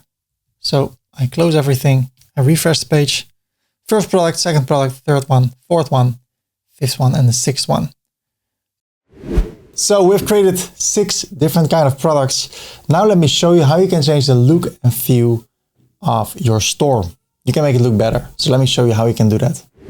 In order to change the look and feel of our web shop, we need to go to the customizer. I want to start with the fonts over here, or actually on the whole website. And if you want to find fonts, you can go to fonts.google.com. I prefer not to use serif. If I would choose serif, what you see, it has those nice fonts. I prefer sans serif, which means it has no serif. So it's a little bit more clean, in my opinion. So I use sans serif, and then I can search over here. I can also type a text. Gain consoles. I like this font. Which one is this? Open Sans, beautiful. Roboto, maybe even better. So if you see something you like, you want to use, you can do that. I like Nunito Sans. So what I can do, I can click over here. Then I go to the fonts of the menu, and then it says default family. So what we also can do, we can go to the typography. And then the base font, so the font that will be used in the whole website, unless we have some other settings over here. We could say Nunito Sans. And then you see it will change on the whole website. So if I go to t-shirt, product, if I change it over here, you see all those spots are affected. So you can take a look over here, what kind of fonts you want to have. I like one I saw over here, Roboto, for instance. Roboto.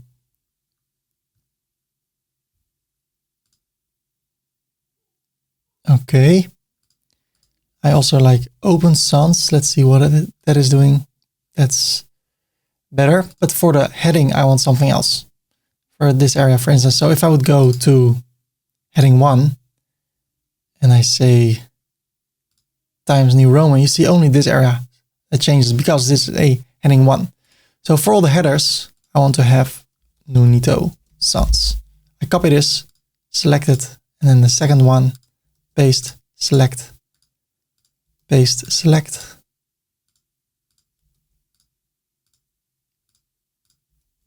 You only have to do this once until you decide to change things. So I did it. That's it, publish. Now I can go to those 3 dots of the menu. Then I go to design and it says we choose the default family, but I can also choose something else over here. I will choose Nunito Sans and there you go. Then I go to the 3 dots. I like the font size, a bit bigger, 13 line height doesn't matter, but the letter spacing, I think it's really close to each other. It can also be because I have no regular font. Okay, this is really small. What I like to do, I like to take a look at examples of other websites or web shops. So if I go to Amazon.com, there's a bold text over here, but in the heading, it looks like this. So this is all in capitals. Game consoles is without capitals. So I can also say, click over here, no capitals. Maybe no capitals at all. But now only the first letter is a capital. That's okay with me.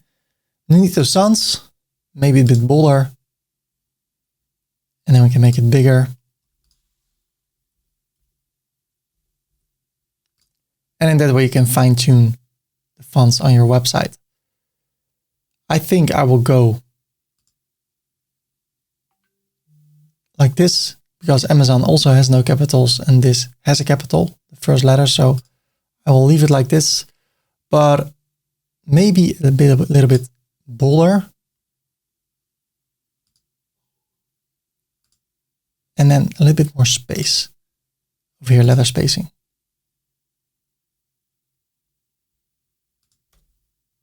Perfect. No, I don't feel it.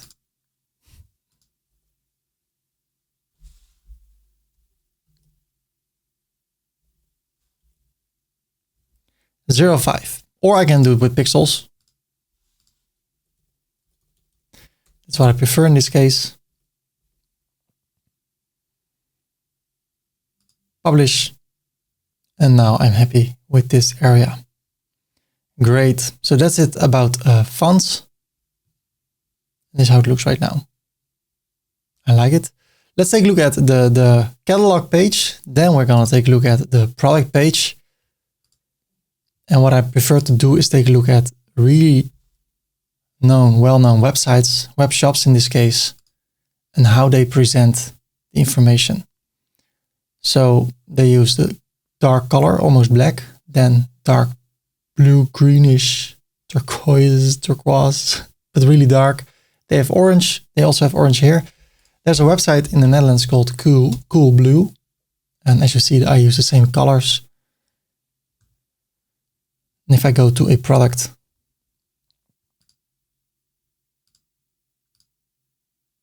they use blue and orange and green. So what I prefer to do, copy this green color, or I just use a certain green color. So I go to the customizer. I scroll down. I want to make this green. Let me show you how easy it is.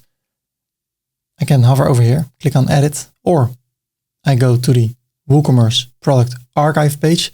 An archive page for a product is a page with all the products. Then there's a single product. If I would go to the t-shirt page. So over here, I can adjust a lot of things. So I can get rid of this area.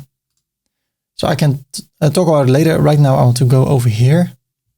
So I scroll down. Then I go for the cart options. Then there is the add to cart button. And then here at design, the add to cart button background color, I want to change it to green or to this color with a hashtag before. When people hover over it, it becomes orange. So I can copy this, paste over here and make it a bit darker. Awesome. So that looks a little bit more like that. And those people that they spend maybe millions in optimizing their website, see what works best, what is making the most sales. I would not copy everything. I have to say in this tutorial, I'm copying quite a few things, the colors here, the colors actually, but you can get inspired. So I could also decide to go with a different greenish color.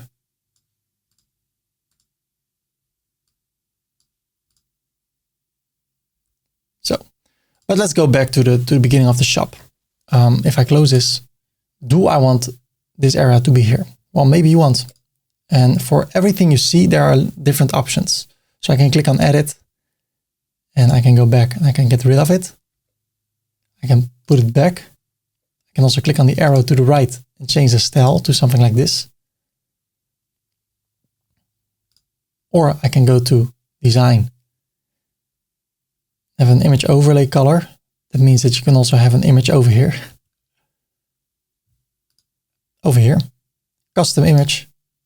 I can select an image.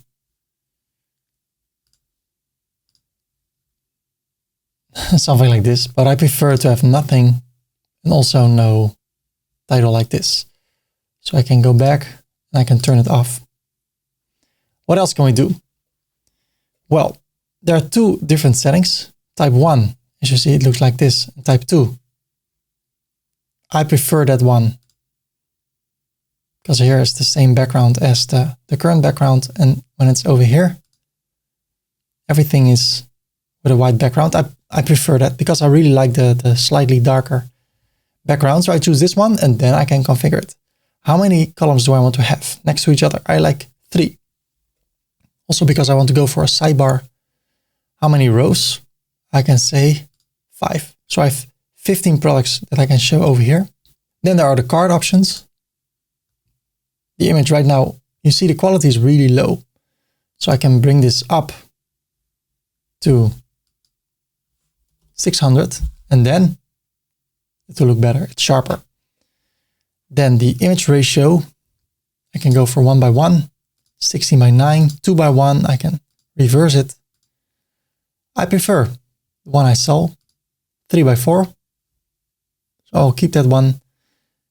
And then for one product, it looks a little bit weird. So I will talk in a minute on how you can fix that. There's a hover effect. Well, right now there isn't, only on the text. So if I want to change that, I can swap the images. Really nice option like that. But not everything, every image, every product has multiple images. I like to zoom in. Really nice. Do we want to have the sale badge if there's a sale? If not, turn it off. Do we want to show the product categories? Yes, I definitely want to do that. Do I want to show a short description? No, because then it will look like this. I don't like that. Add to cart button? No. Or yes. What shall we do? Let's keep it in. The gaps. The gap between these areas. I can say 50 or I can say 20. I prefer 20.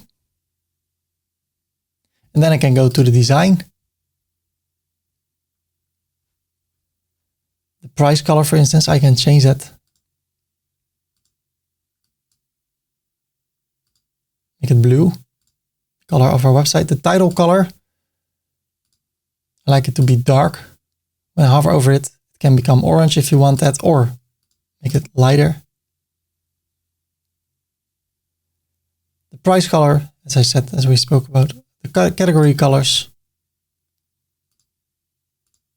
dark.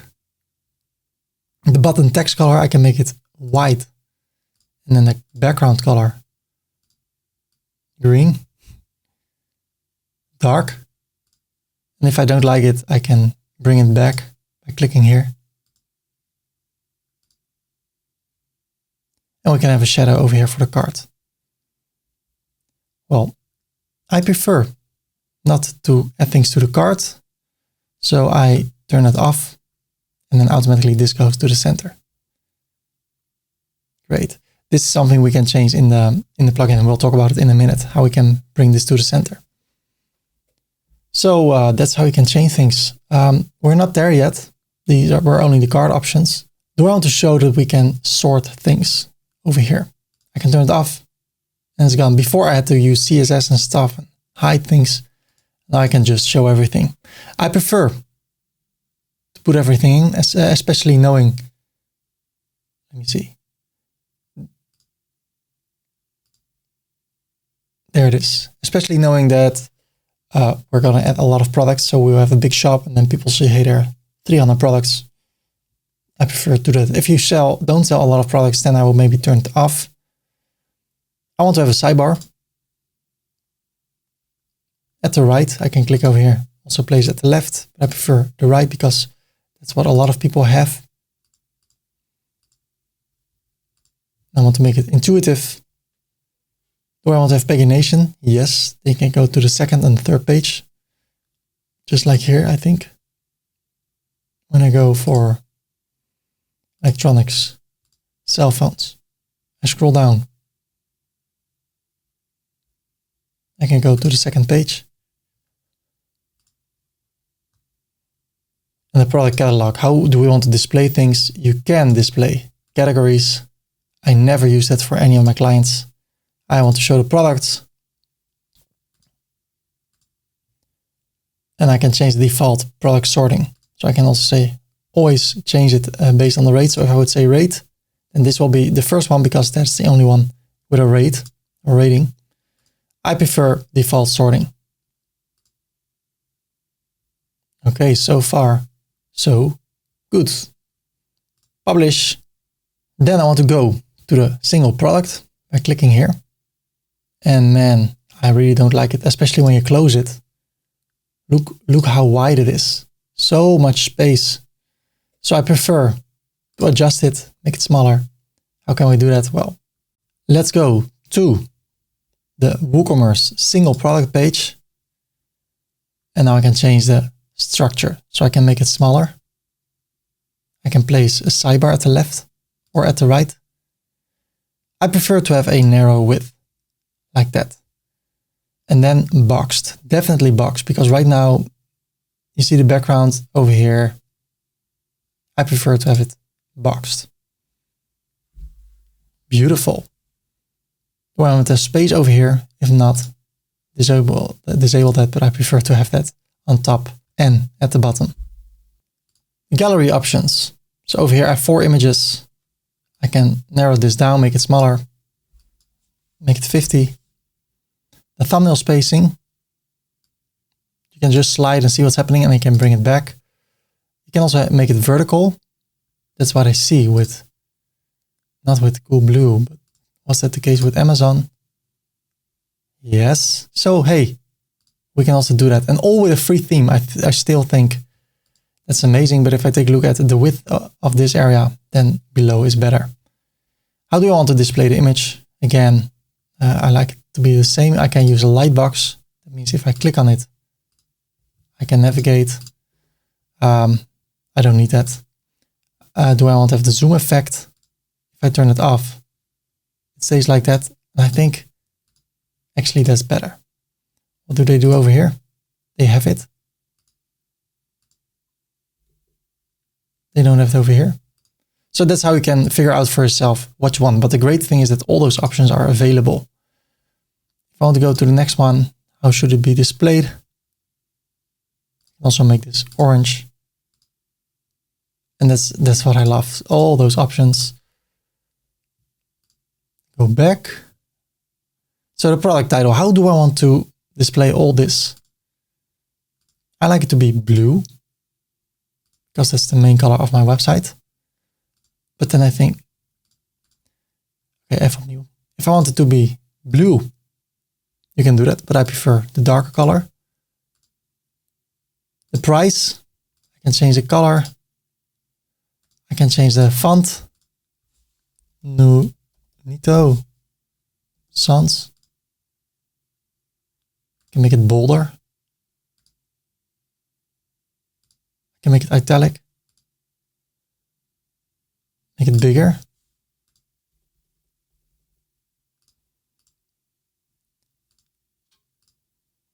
Then the add to cart, really important for me.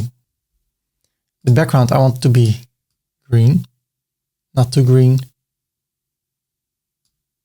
Copy for the hover, paste it. Okay. Quantity, color is okay. The arrows, let's see if we can also make this green. Definitely not. But that's how you can play around with things. Also here, maybe better to make it green. Or blue. Okay. The sales badge, if there's a sale, do I want to show that? Yes. The star rating, if that is there, yes. Product meta description, that's this. If I turn it off, it is gone. I prefer to have it there. Product tabs. Right now there are 3 tabs. I can also make sure it's gone, or I can click over here and show a different style. Then change the design, but I prefer type 1. Sticky gallery, that can be interesting. Okay, let me show that really quick. If I would edit this product and I go for the dummy text generator, I grab all this text and I go to the big or the short description. Sorry, the short description over here. Update, view, customize. Let's see, not here. I need to go to single product. And then a sticky gallery. If there's a lot of text over here, this will stick with us. I like that option, but it's only handy when you have a lot of text over here. In most cases, that will probably be the case. So I will turn it off. The sticky summary, if I turn that on, and this is longer than this, then this will stick with us. Well, I don't use that. Ajax add to cart. So right now, I say add to cart, and then I can view the cart. But when I go to the customizer, to the single product, I scroll down all the way and I say Ajax. Look at this, the difference.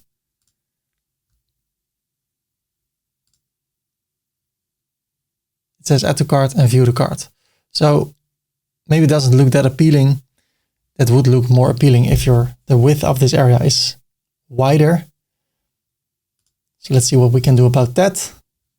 General layout, maximum site width, narrow container max width. So we can increase this. Doesn't have to be that small.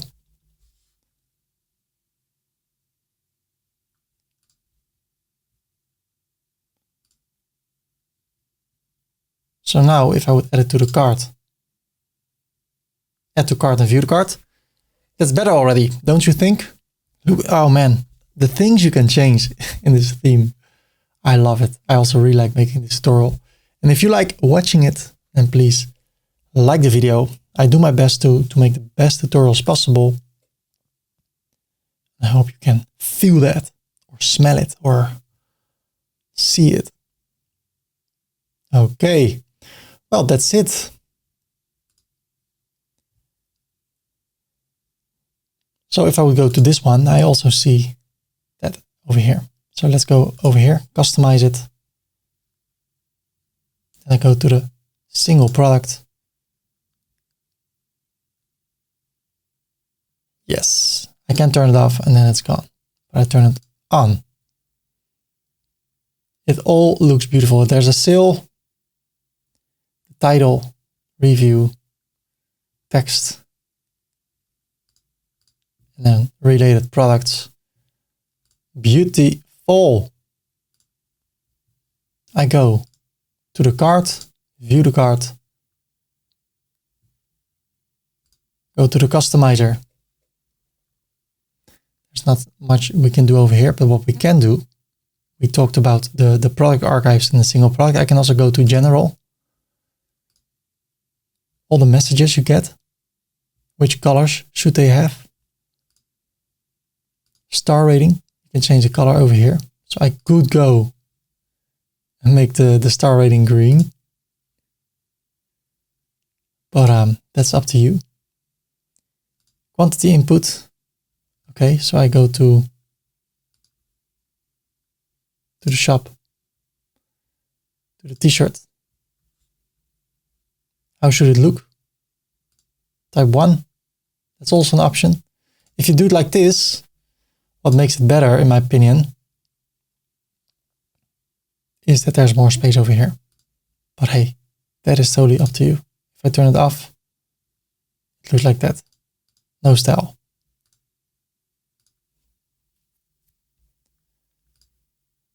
Checkout page. So let's go to the checkout page.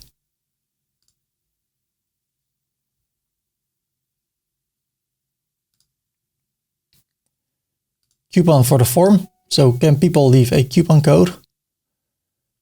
Highlights required field.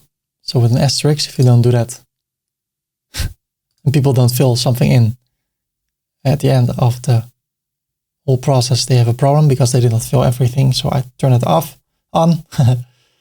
Okay, what do I want to show? If you only sell to people without a company, you can say hide it. The second address field, in a lot of countries, it's not necessary. The phone field, maybe you don't want to collect their phone. And keep in mind, the longer this form, the more people that will bill and think, okay, this is too much information. If you have a privacy policy page, you should definitely link to that. Right now, we don't have that yet. What we can do, close this, new page. Call this one privacy policy. Click over here, new page, terms and conditions.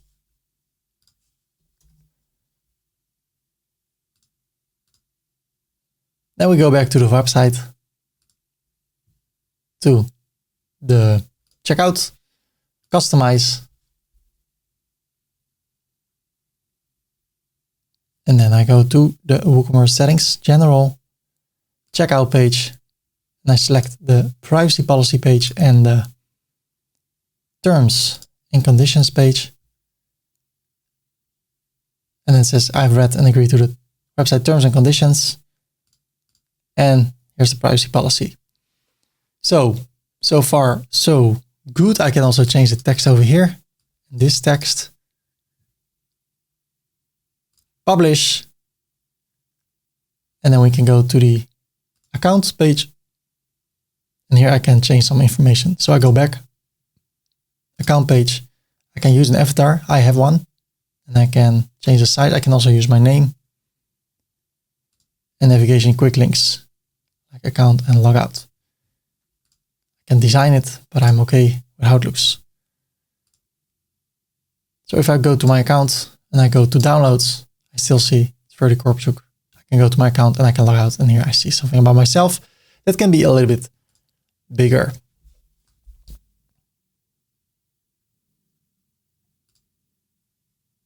Account page.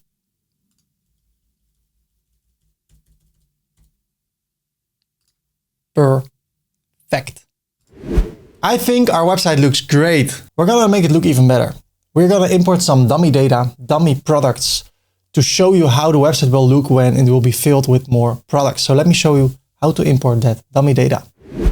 If you want to follow along with everything I do in the tutorial, I can show you how to import more products. So in order to do that, I go to the backend of my website, to products, all products.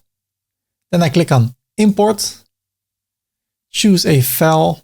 I go to my folder, ferdy.com resources. I go to WooCommerce and I go for 22 Games United products. I open them and I click on continue. This can take a while. I scroll down and I click on run the importer. Okay, more than 22 products are imported. View products. And now we have all those products in our website. As you probably have seen, we have a few menu items in our website, and now I want to create a menu manually. A menu manually. I should not have those words next to each other. We're going to create a menu manually. That's a nice name, Manuel. Anna! Just kidding. My wife's Anna. She's not here. I'm just kidding. Not that she's not here. She is not here, but I'm kidding that I was calling her because she's not here. That's the joke. I hope this video will not be banned because of the bad jokes. But they're good, Ferdy. Oh, thank you. What am I doing? Jonge jonge. Jonge jonge is a Dutch saying for if you're like doing crazy things. So what we're going to do, let me check it. Oh yeah, we're going to create a menu. Let me show you how.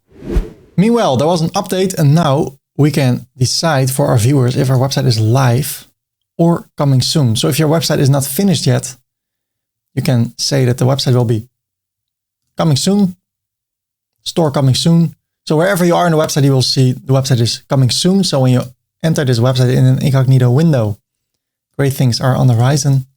Something big is brewing. Our store is in the works and will be launching soon. So the header is visible, the footer, but the content is not. So that's interesting. I like to make it live. So that's a new update, which is updated during the recording of this tutorial. That's why I didn't see this before.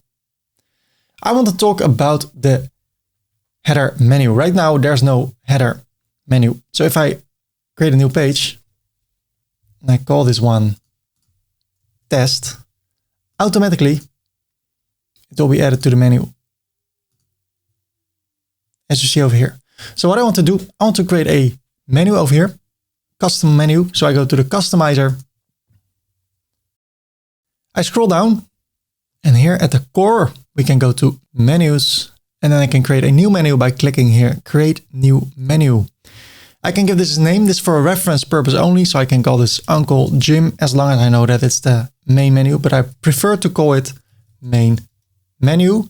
And I can also assign it to this area by selecting the header menu 1. Next, by the way, I also want to assign it to the mobile menu. Publish. Now I click on add items and I want to add the shop first. Then people go to the cart, then people go to the checkout, and then people can go to their account. Publish, close it. So now you see it like this. So if I go to the cart page, it becomes orange. If I go to the checkout, it looks like this, beautifully displayed. And if you go to your account, it looks like this. I like it. So that's how you can create a custom menu in your website. Ladies and gentlemen, it is time to create a sidebar in our website. We have products, we have an overview with products, and then at the side we can have interesting widgets that can make the shopping experience for visitors on our website even better. So let me show you how you can create a sidebar and place some widgets in that sidebar. In order to make use of a sidebar, the first thing I want to do, I want to go to the customizer. Then I want to hover over here, click on edit, and then I scroll down. And here at the page elements, I want to turn on the sidebar. Now I scroll up, and here at the column and rows, I increase or decrease this to 3. So here's the sidebar area. Normally I would go back and would go to the core and widgets. And then over here, I would see the WooCommerce sidebar, but I don't see that yet. So I click on publish. Maybe if I close this and I customize it again. Now it appears here at the widgets. If not, close it, hover over here and go to the widgets. Welcome back to block widgets. I close this and then there is the WooCommerce sidebar. I click on the plus, browse all, and I can search for product search. If I don't do that, I can scroll down and I see a few WooCommerce related widgets over here. So product search, I can add it There are a few other ones. So if I click on update, I see this widget at the WooCommerce sidebar. Now if I go to the website, I see it over here. And now if I would go to the customizer, I scroll down. Now at core widgets, I see the WooCommerce sidebar. I prefer to work over here instead of in the backend. I click on I got it. So over here we have the search area. And if you click on it, you can go to the 3 dots and show more settings. So I can change the width. Well, in this case, I don't want to change anything, but that is possible. You have a few more options than when you go to the backend and do it from there. So I can click on the plus. I can browse all, and now I can go through all the block elements and I can add those as a widget in the sidebar. So I prefer to go to WooCommerce. So I can show all the reviews, store breadcrumbs, show a classic card. So I want to work with filter by price. That's a nice feature. I click on publish. I close it. What you see over here, filter by price. So that means if I say the most expensive product is $850, if I drag this down, everything that's outside of the range of $0 till $208 will not be displayed over here. So you will not see a product that's more expensive than $208. So this one is $100. So if I would drag this to the left to below $100, it's gone. If I drag this up, I will only see products between $52 and $87, as you see over here. So that's a nice filter I like. I can reset it and then you will see all the products again. So I want to keep that one. Then I can go to the customizer, scroll down, go to the widgets, WooCommerce sidebar, click on the plus. What else? If I scroll down, I want to show the categories. So I search for, or I go to WooCommerce and then I can see the product categories list. So there you go. It looks like this. What I can say here at the settings, options, more settings, show product count. That's what I like. Product counts, show hierarchy. If I don't do that, then you see all the categories like this. If I turn off the product count, it looks like this. So what I want to do, I don't want to show the product count, but I do want to show the hierarchy. Hierarchy, hard word. Okay. But what I don't like actually is that everything is with the same background. I want to separate it a bit more. So I can click on edit over here, the sidebar. The position is okay. At the right, I go back. And now I want to go back again. I want to go to the sidebar options over here, general options, sidebar. So right now I have type 1. If I click on type 2, look at this. They have a white background, but then if I scroll down, I can also separate the widgets. And this is what I like. I like this. That looks so much better in my opinion. Well, there are more options, type 3 and type 4, but I prefer type 2. The sidebar width, I can increase it, but I prefer 27%.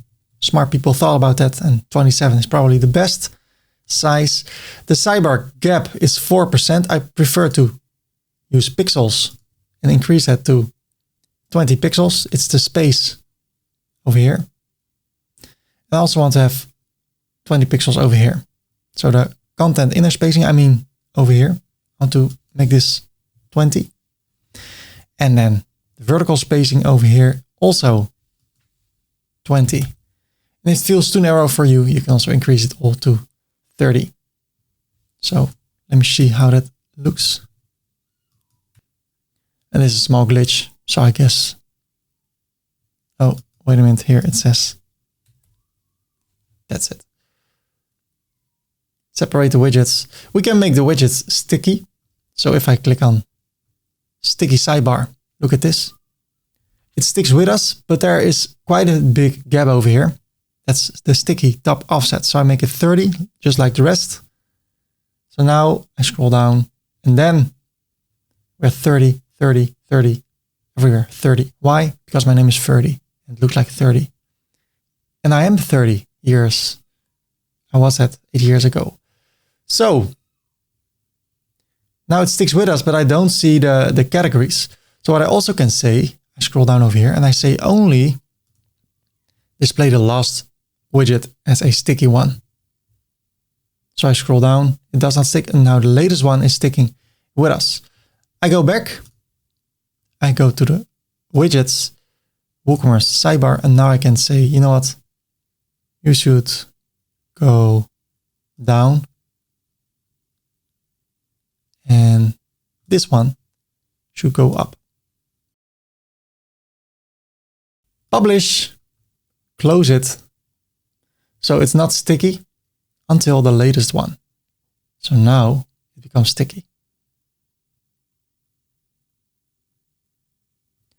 Okay, let's take a look over here. Customize. I go to the widgets, WooCommerce sidebar, filter by price, more options or more settings. I think typography can be a bit smaller. So I'm happy. So right now I have the categories over here. What I also can do if I want to, it's the next level, but you can go to ferdy.com/CB, hit enter. Then you can go to products or to solutions, e-commerce shop, view the demo.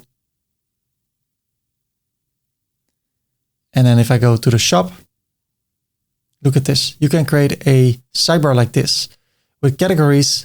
And instead of showing all the categories, you can filter them. So if I click over here, I only see the products from this category. I can even narrow it down further by saying I only want to have jumpers and sweaters and only size S.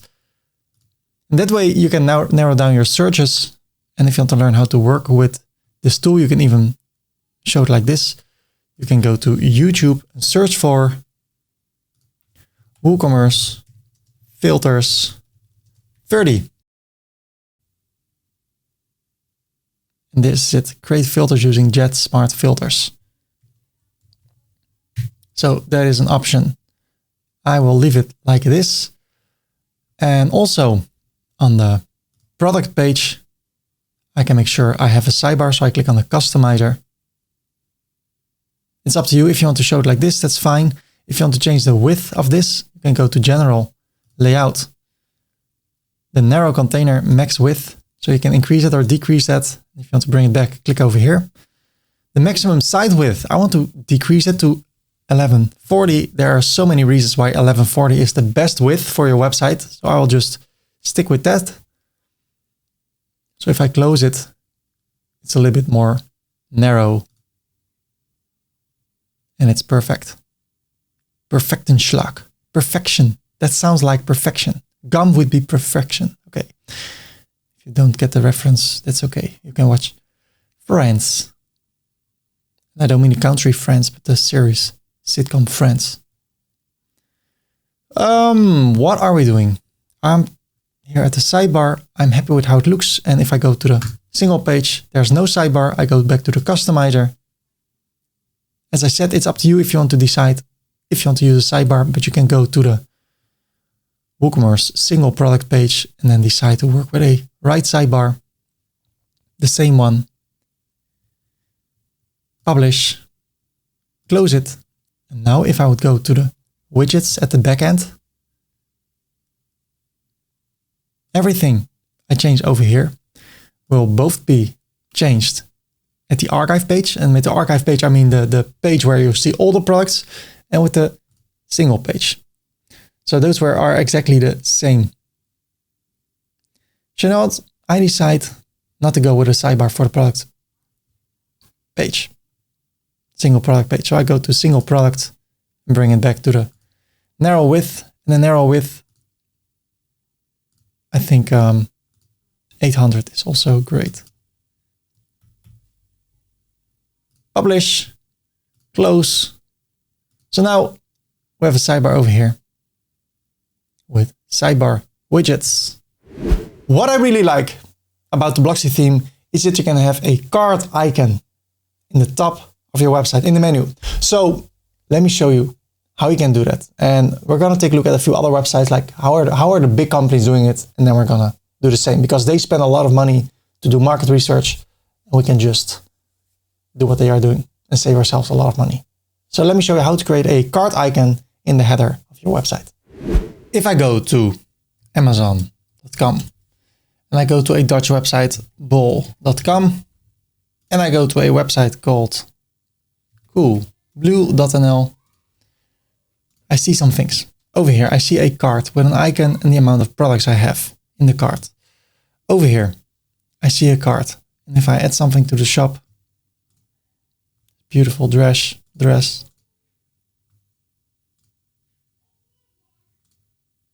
I see this over here. If I go to Coolblue, I see this. And if I add something to the cart, it looks like this. So 3 big shops all have a cart with numbers. So if I would add something over here,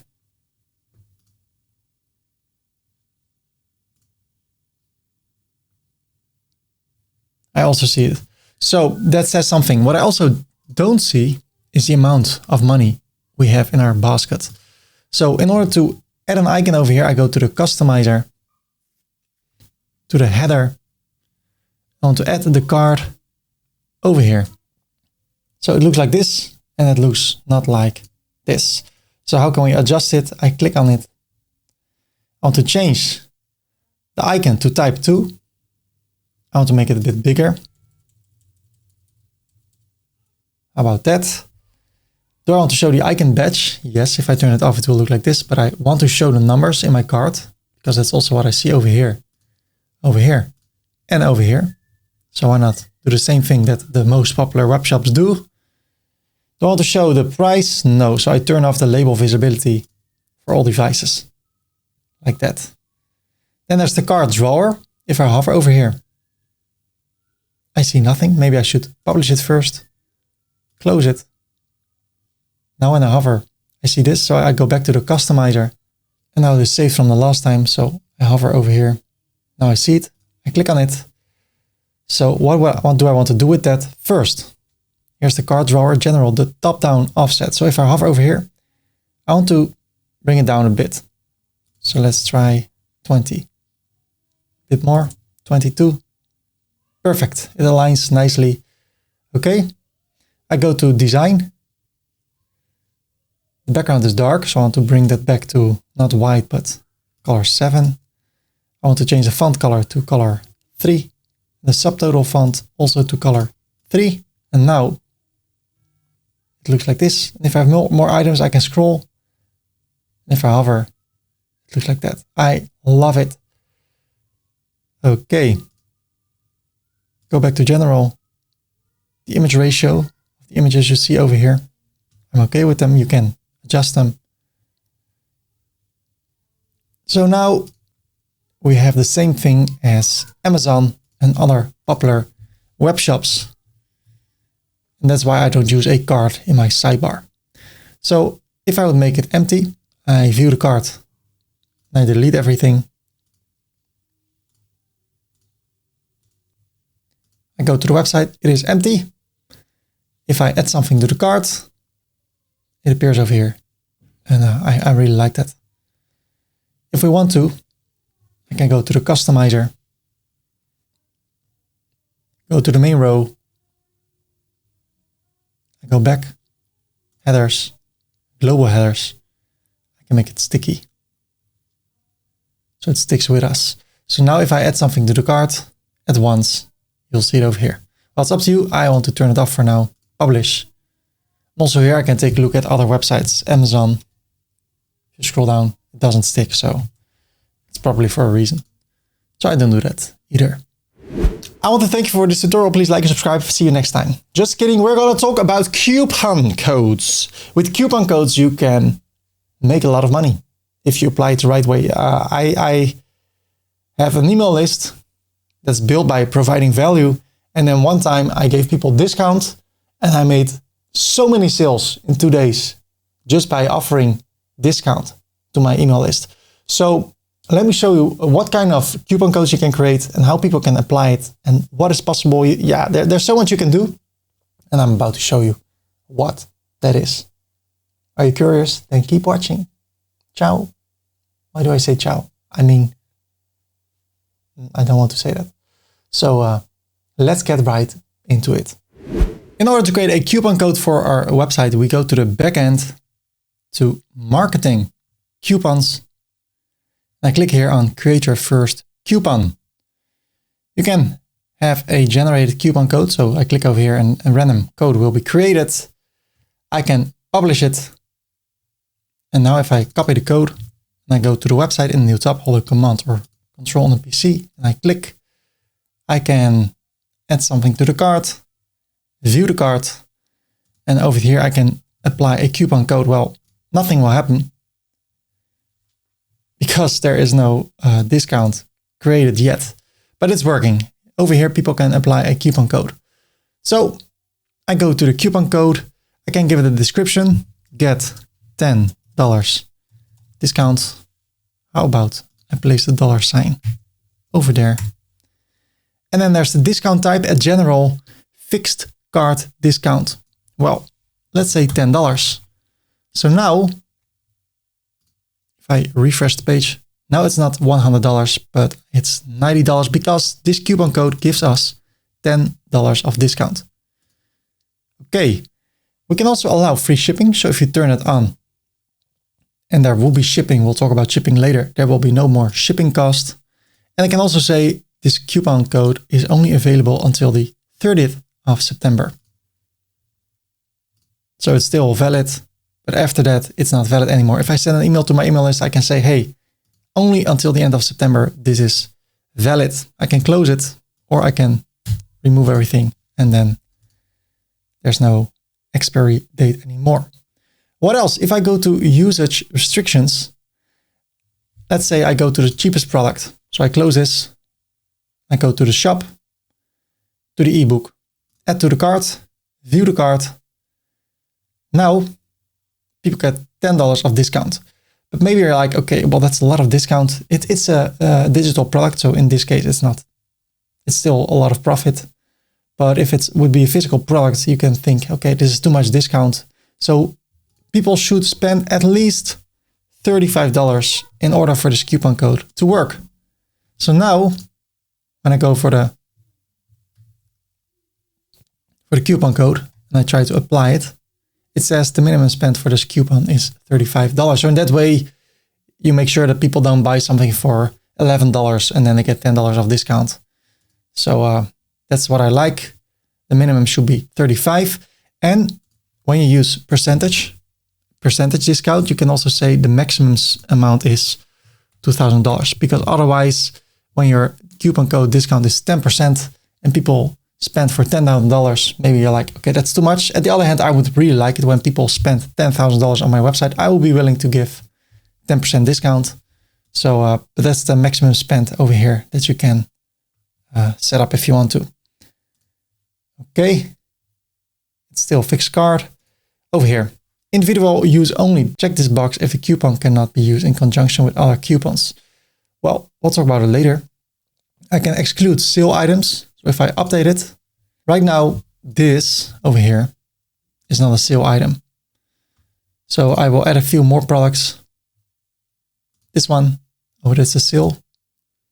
So it's more than $35. If I apply the code, sorry, this coupon is not valid for sale items. So because this is a sale, it's not valid. So you can have 20 products that are not on sale. If there's only one product in it that is for sale and you have turned this on, it will not work. I can also say that this coupon code is only available for certain products. So if I would say hoodie,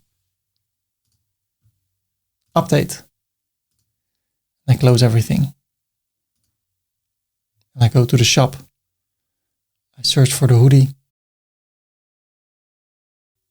I add it. I view the cart. So now if I apply it, it works because it's a minimum of $35 and it's for the Nike hoodie. But if I have another product, and I add it to the cart, and I remove the Nike hoodie, sorry, it seems that coupon blah, blah, blah is invalid. Why? Well, let me show you. This coupon is not applicable to selected products. So that's what you can do over here. You can also say only certain products are excluded, so everything else is included. The same you can do with categories and with allowed emails. So for instance, you create a coupon code for someone you know with this Gmail account. You send them an email, and you know only this person that will sign up with this email can use this coupon code. So maybe you want to give your ebook away to someone who is in need to make money online with a business, how to become an online entrepreneur.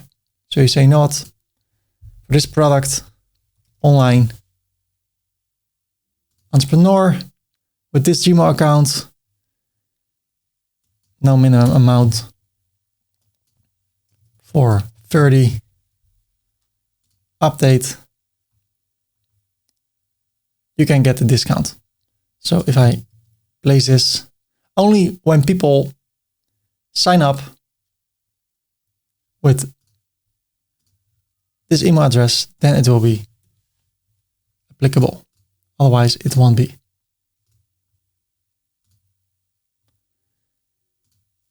So what else? The latest step. This is really interesting. Usage limits per coupon. So that means that you can send an email to your email list. This is only available for the first 100 people that want to get $10 of discount. $10. And what you can also do to make it even more interesting, usage limit per user. If you leave this empty, people can use this coupon all the time, every time they buy something.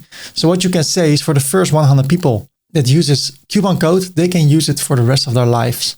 So that can help people to go to the website like, hey, I want to have this coupon code for the next years, get a discount of $10 every time. Well, in that case, you could better change it to 10%. Otherwise, they can buy cheap products and get a lot of discount. But that makes it really interesting. And you can also say this is unlimited, but you can only use it for the first time. So when somebody signs up, they can only use the coupon code one time. So that's it about coupon codes, but there's so much more because I can create a new coupon code. I say 10%. Get 10% discount on your first order. So the first thing I need to do is percentage. The amount is 10. The usage limit is first order. So only one time people can use it. Publish. And when you have this in percentage, there's another option. You can use it only for the first 5 items. So not like when people buy 100 products, it's still available for 100 products. At the other hand, as I said before, when people want to buy 100 products with 10% discount, I would gladly do it because I still will make a lot of revenue with it. So now people can add something to the cart, view the cart and say 10%. Apply the coupon code. Now they get $10 discount because this is exactly $100. And if I go to the shop and they add a hoodie, it's $15 because they still get 10%. So it doesn't matter what they buy. As you see over here, it's exactly 10% of the whole list with things that people buy. So you can limit it to 3. So let's update it. Refresh.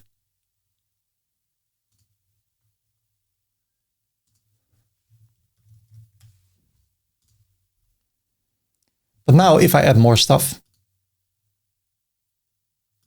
add to the cart, view the cart, it's still this amount because it's only limited to 3 products. So that's a limitation you can use if you want to. So for a percentage, the same thing is over here, minimum spend, maximum spend. So I would say with 10%, spend at least $25, update, and it's not restricted to any date or anything else.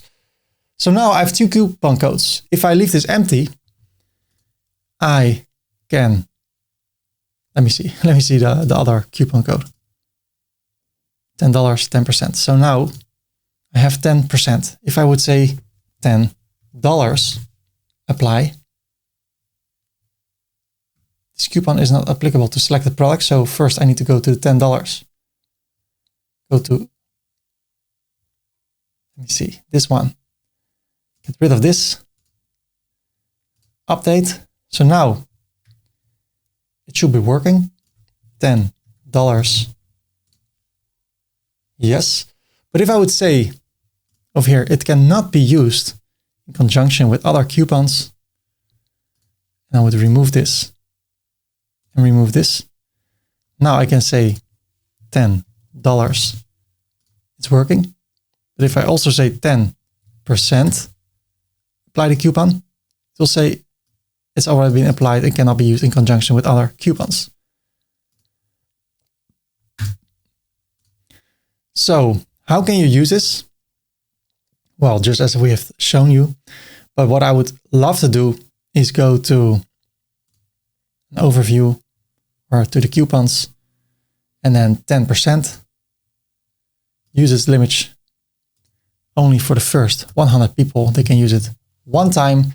Then I can send an email to my email list that when people spend at least $25 on my website, they get 10% discount, and it's only available for the first 100 people and they can use it one time. Or what we can do, we can create a opt-in. So when people go to my website for the first time, they see an overview, get this 10% discount on your first order. And then I will not limit this. But then I would make sure that when people sign up through that link, I will show you later in the tutorial how you can create it. And they sign up for your email list, they get 10% discount on their first order. And that way you can build your email list. And then when you have a new product, you can send an email out to all those people and then at one time make a lot of money. That's how I roll. I have an email list with 60,000 people. When that list was 5,000 people, I sent an email about Elementor. That was a big discount. And I think I made $3,000 in 2 days profit by just promoting a tool because I built my email list. So I also have a tutorial about building an email list. Go to YouTube, search for Omnisend tutorial Ferdy. There you go. The best tutorial on the internet about how to build an email list. Oh man, this is amazing. I love this tool. So you can watch that, but I will also show you later in the tutorial how you can set it up really easy so you can start to build your email list and for free. So that's also really nice. That's how you can work with coupons. And the other one you can create is add a coupon code, free shipping, and check this, publish. And when we'll talk about shipping and people want to have free shipping, you can also give that like, hey, for the next 3 days, you have free shipping on all orders. So when people would say free shipping, apply coupon code, you will have free shipping. So I'm excited about this. If you are too, then please like the tutorial. I like to make it and I like it if you would like it. So I'm happy that you're watching it. And let's continue with the next part of this amazing tutorial. There's also a way to automate coupon codes in combination with an email list, building your email list. If you want to learn more about that, because it can help you to make more sales, go to ferdy.com/follow up, hit enter, and then you will see a video, boost your WooCommerce sales with email marketing. You can watch this video and there I'll show you how you can use Omnisend to enable discount on autopilot. So people get discount and they will be added to your email list. And then when there's a super discount, you can send an email to your whole email list and get a lot of sales in a short amount of time. Party people, are you still there? Or did you fall asleep and keep the video running? If that's the case, you know, that's okay. The longer you watch my video, the better I will be ranked in the search results. More people will watch my video because then YouTube and Google will place me higher in the search results. So fall asleep and then come back and watch it again while being awake, or fall asleep again. Hey, let's talk about the next thing. We're going to talk about shipping methods. You can calculate shipping based on the weight of the products, based on the price, and based on where people live. So let me show you how you can configure that. In order to automate the shipping process, the first thing we need to decide is where do we sell things to? To which countries? So I go to the backend, to WooCommerce, settings, and here at general, I can scroll down, selling locations. Right now it's to all countries. I can also say sell to specific countries. So for the sake of the tutorial, I will say the United States and the Netherlands. And then over here, shipping locations, ship to all countries you sell to. So I ship to the Netherlands and to the United States. So I need to set up shipping calculations for those two countries. Then I want to go to plugins, add new. I want to use a shipping calculator plugin, which is called table rate. There it is. It's from Octolize, a lot of installations. I click on install now. And I click on activate. I close this. And now here at WooCommerce settings, I go to shipping and then shipping zones. Okay.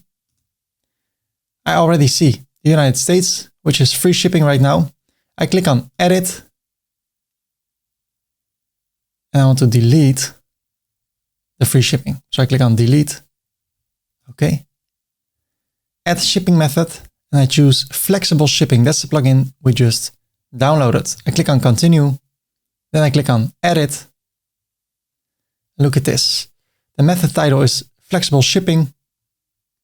The method description, that's actually the carrier. So in my case, it's UPS. So people can see it will be sent through UPS.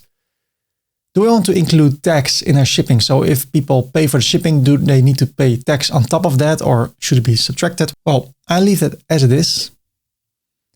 Free shipping. When should there be free shipping? When the minimum order value is $200. And then over here, it will say free shipping. So when people spend at least $200, there's no shipping cost involved. This is really interesting. Left for free shipping, notice. So people can see how much more they should spend before they get free shipping. And you can also change the text. So you only need this more to get free shipping. You can also have a progress bar. Okay, and then there's the most important part over here. When should people pay how much for their shipping? So you can do it based on everything. So always it's free or wait. Well, if I will save the changes and I go to the WooCommerce products, I go to the PlayStation, then I can say over here at inventory, or excuse me, shipping, the weight in kilograms is this amount. And then based on that weight, you can calculate the shipping. Well, I never do that. And I never see that in web shops, but hey, it's a possibility. So if you do that, you can change the weight over here. You can also change the weight here at WooCommerce settings, products. And then over here, there's the weight unit. You can change it to ounces. Dimensions you can change. Well, let's say ounces and inches. But I don't use it in my shipping calculation. I go back to shipping, shipping zones. I click on edit for the United States, flexible shipping, edit. I scroll down, I continue. So I don't use the weight, but I use the price. That's the third way. So when the product is between, or the total order value is between $0 and $19.99, then the shipping costs are $6.99. Then I can add a new rule. The price is, when it is from $20 to $49.99, it is $9.99 shipping cost. When the price is between $50 and $99.99, it will be $12.99. And when it is between $100 and $199.99, then it should be $14.99. Everything above from $200 on, as we said, over here is free shipping. So this is for the United States. So if I go to the website, or even better, open in an incognito window. So a visitor comes to my website, adds to the cart, view the cart. Now it will say it will cost $9.99. Why? Because if I take a look at the website, settings, shipping, United States, it said that 99, the product is between $20 and $49.99. And that's the case, it's $49.99. So I pay $9.99. If I increase it with 2, since I'm between $50 and $99.99, I pay $12.99. If I increase it with 1, I go to $14.99, as you see over here. And if I increase it with 2 more, then I will be above 200. Then it will say free shipping. But it's only for the United States. So what I can do, I can go back to the shipping zones and I add another one. So I add a zone. I call this one Netherlands. And I select Europe, Netherlands. Why are these the only options? Because that's what I said in the settings here, a general, only the Netherlands. So I can I can save the changes and then add a shipping method. Again, flexible shipping, continue. And I do the same thing. So in the Netherlands, I use Post NL.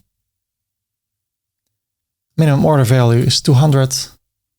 I can also say in the Netherlands, it is $100 because the shipping is cheaper. Display the notice, display this. And then I can do the same thing, price, but I have different pricing in the Netherlands from 1 or 0 to $24.99. You pay $3.99. So I can have different rates from 25 till 59. You pay $6.99. And from 60 until 99.99, you pay $9.99. And then after that, we said it is free. So I can get rid of this one, delete it, save the changes. So now I open this in an incognito window. I buy the hoodie. It's shipping to the United States. And I change the address. I say, oh, I want to ship it to the Netherlands. Then it will be $6.99. So based on where you send it, the price will change. And of course, when people proceed to the checkout and they will fill in their real details over here, then the definite calculation will be made based on the address and the country that people fill in. So that's how you can use the table rate shipping plugin for multiple countries. It is time to talk about my favorite subject. This makes me so happy. We're going to talk about taxes. And I don't mean the state taxes. I mean taxes, paying money to the government. I love it. I love, especially in the Netherlands, with 45% of taxes of everything you earn. What? What am I doing here? I should go to Dubai. No.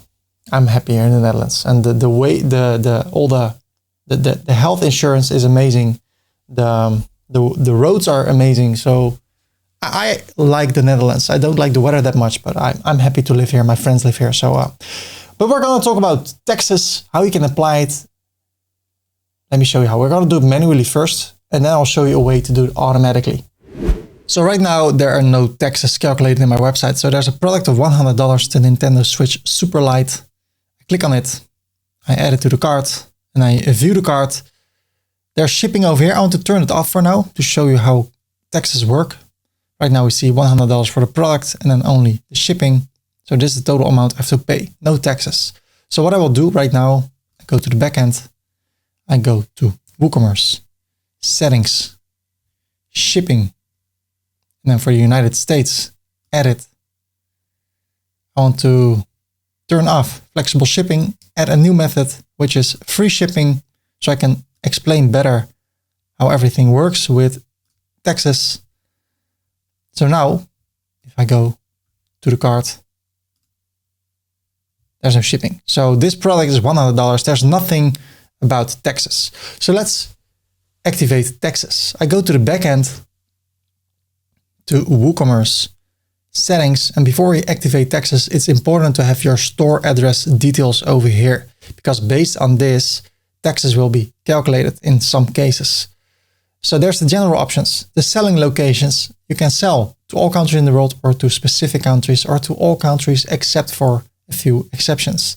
So I say I sell to specific countries and I go for the Netherlands and for the United States. Then the shipping locations, I only want to ship products to those countries. So ship to all countries you sell to. So only these, or to all other ones. Well, if you sell only digital products, then you can sell to the whole world because then shipping is not necessary. I sell physical products, so I say I ship to all countries I sell to. If people want to buy something and let it be sent to Canada, it is not possible because I have those settings over here. Default customer location, this is really important. I would say the shop and country. Why? If people want to buy something on my website, add it to the cart, view the cart, automatically shipping will be calculated based on the address of my shop. So if there was no free shipping and it was 179, I would see immediately how much shipping costs there are. If you say no location by default, then people first need to fill in their address and then they will see the shipping rates. That's not what I prefer. So I say shop country / region, and then over here, enable tax rates. Right now we see general products shipping. If I turn on taxes, save it, then there's tax over here. So still, if I go to the website, I see this product, I view the cart. This product of $100 is still $100. Nothing changes. Why? Because we need to set up all the rates. Later we're going to talk about it. Let's assume for now, if I go to tax, that all the taxes in the United States is the same in every state. Well, then here we can configure how everything is calculated. But before we do that, there are 3 rates right now. There's the standard rates, then there's the reduced rates for books and for other things you can offer. And then there's the 0 rate. 0 rate is oftentimes for digital products in the United States. So there are 3 rates. If you want to have more, go to the tax options. Over here, additional tax classes, cool rates. If I save this, then there is the cool rates over here. So I don't have that. I use the normal rates. They're there by default, the standard rates, the reduced rates, and the 0 rates. So they are over here and I need to fill them in before I will see taxes in my website. So for now, let's assume America has the same rates. So the standard rates in the United States, US, is 20%. Then the question is, do you want to calculate taxes over shipping? Well, if you want that, turn this on. If you don't want that, turn it off. If you sell to companies, I would turn it on because the people can get that back from the government. Save the changes. Then there's the reduced rates. So again, insert row, US.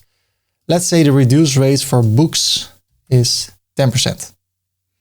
And then there's the 0 rate. Well, of course, the 0 rate for the United States is 0%. Save the changes. So now let's see what happens if I refresh this. This product is $100. And now taxes is included. So what happens if I refresh this? Now it is $120. So if I go to the website, it does not say $100 anymore. It says $120. Why? Because I decided somehow that the taxes is already included in the price. Well, that's the setting we see over here at the tax options. Prices entered with tax. No, I will enter prices exclusive of tax. So if I go to this product and I say edit product, here it is $100. This is exclusive of tax. But if I go to the settings lower, display price in the shop, including tax, that is why over here it is $120. Well, that's not what I want. I want to have the same rates over here as I fill them in over here. Otherwise it becomes confusing to me. And they also say it's inconsistent. So also WooCommerce thinks this is not a good idea. So if I say I will enter prices exclusive of tax, it should also be excluded over here. If I say enter prices inclusive of tax, that's what I prefer. Look at this. Now, here it is $100. but here's also $100. Now, if I go to the cart, look at this. $100 includes this amount of tax. This is 20%. This is what I prefer. So if I go to a website in the Netherlands, Coolblue, this is both for people that don't have a company and for people that do have a company. If I go to the order page, over here is $3.99. Over here is $315. Let me remove one of those. So $3.99, that's what is shown over here in the store. But then at the checkout, it's also $3.99. And then if I go to order, then I need to log in. Then I will see that a part of this money is taxes. So that's what I prefer. So it doesn't matter if people are buying this personally or for the company. The price is inclusive of the tax. So here in this $100 is the taxes. And this is now displayed over here. So that's what I prefer, because when people pay this for the company, they get $16.76 back. If they paid for personal use, they do not get this back, but they don't pay an extra amount over this $100. So I prefer to display my price in my website inclusive of tax. What you also can do, no, I want to enter my price exclusive of tax. And then if you also say excluding and excluding over here, you save the changes, then you see $100. If you go to the checkout or to the cart, it will say 20% is added of tax and the total amount is $120. So in the whole website, people see, okay, this is the amount. And then at the end, then they will see what the taxes is. Well, this is interesting if you're only selling to companies, business to business. But then again, I prefer to enter my prices inclusive of tax.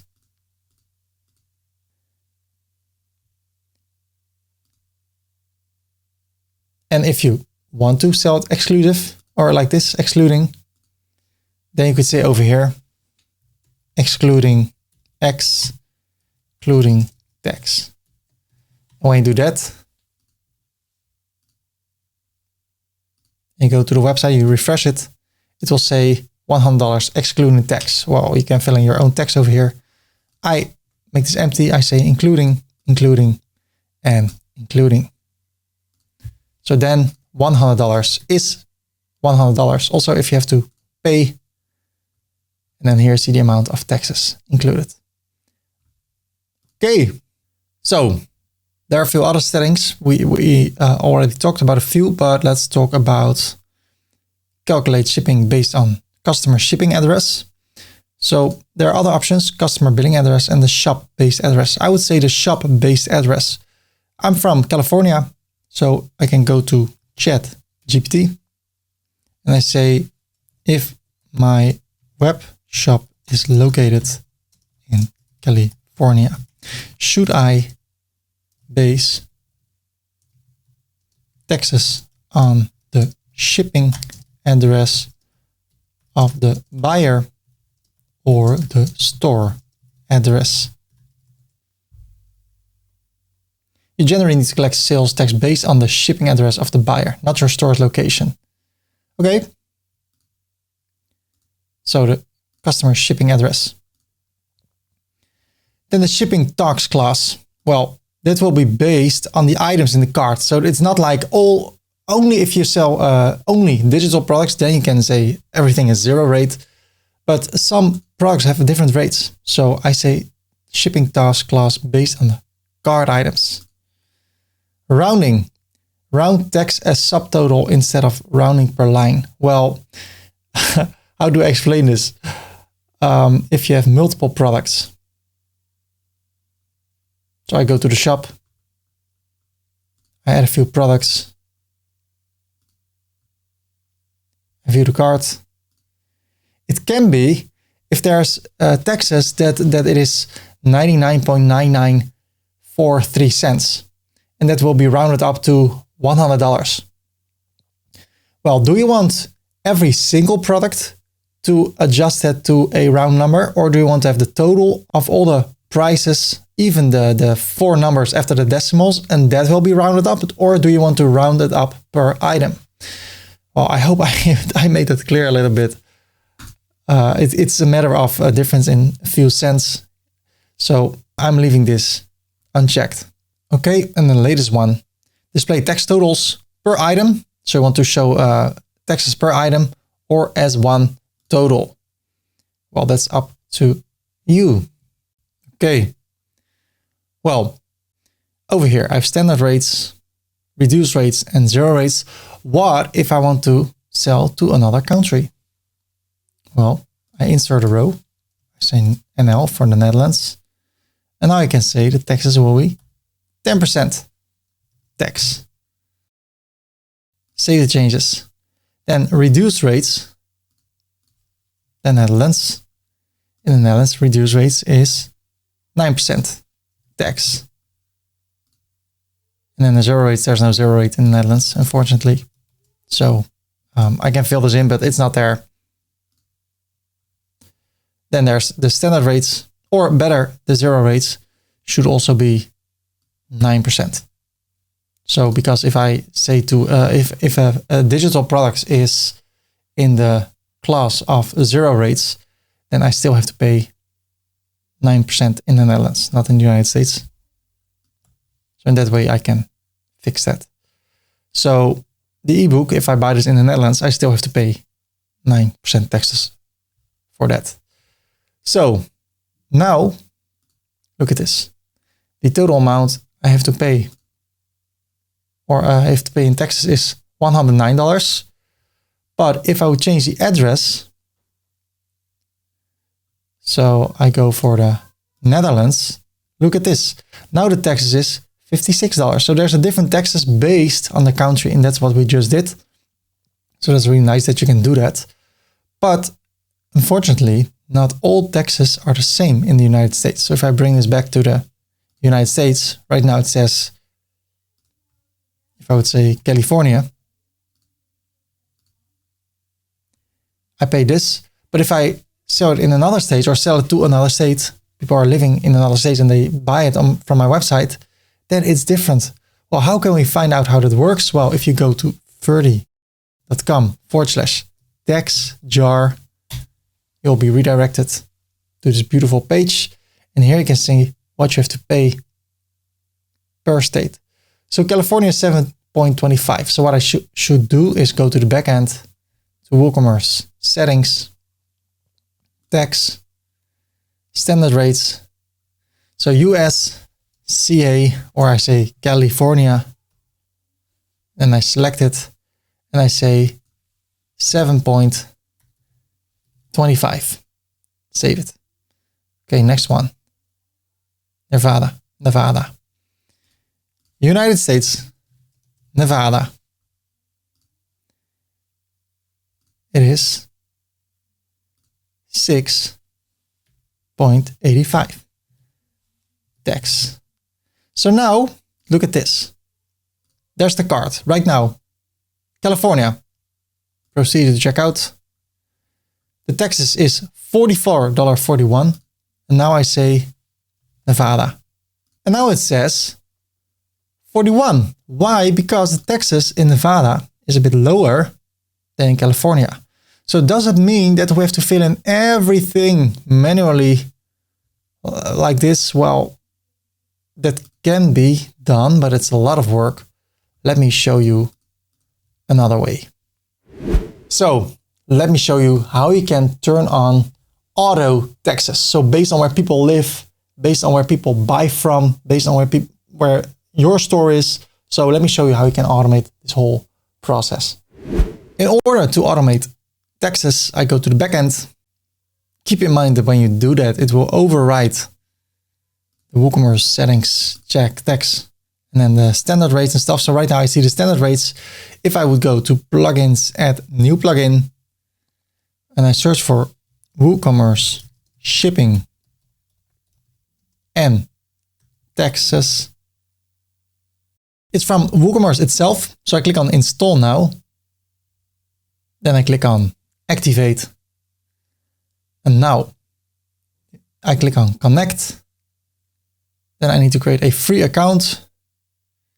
Continue. I already have an account, so you can also use Google or Apple or GitHub. I click on login. Email confirmed. Got it. Setup complete, thanks. Now I go to WooCommerce, settings, tax. Again, let's check the standard rates. They're still there. Now if I go to tax options, over here, automated taxes, I say enable automated taxes. And it says your existing rates will be backed up. So you can download them there. Save. But now, if I go to standard rates, they're gone. But we have a backup that you can see over here if you want to. So I still have to fill in. This is for the United States, so I still have to fill in the Dutch ones, but not the United States ones anymore. So the Dutch ones is 21. The reduced one in the Netherlands is 9. And then the zero rate, I also say 9. Awesome. So now both for the Netherlands as for the United States, I've set up my calculations for taxes. And the great thing is this is connected with TaxJar, the plugin that's enabling this. So everything is automatically up to date. So if I go to ferdy.com/taxjar, all these numbers are automatically filled in for you for free. So that makes it a lot easier. Another really cool subject, the legal pages. Oh man, isn't that amazing? Well, the thing with legal pages is it depends on where you live. You need to have a few legal pages about when products are not good, about cookie policies, that you store a cookie on people's browsers or computers when they visit your website. So let's talk about legal pages and how you can create those. There are a few legal pages we need to add to our website. But Ferdy, which ones? Well, let me ask for you. I go to ChatGPT. I sell game consoles from the United States. Which legal pages do I need on my webshop?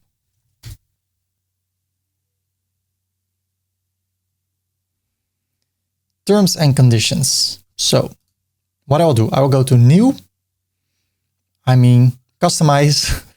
I can do things multiple ways. This is the better way. I go to menus, create a new menu, and I call this one legal. I click on next.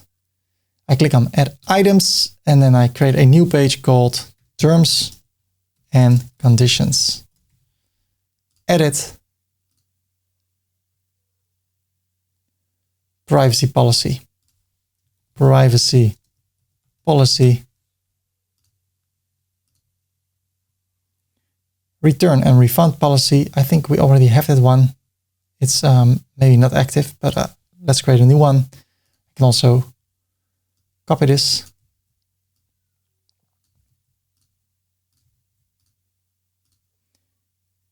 Shipping policy.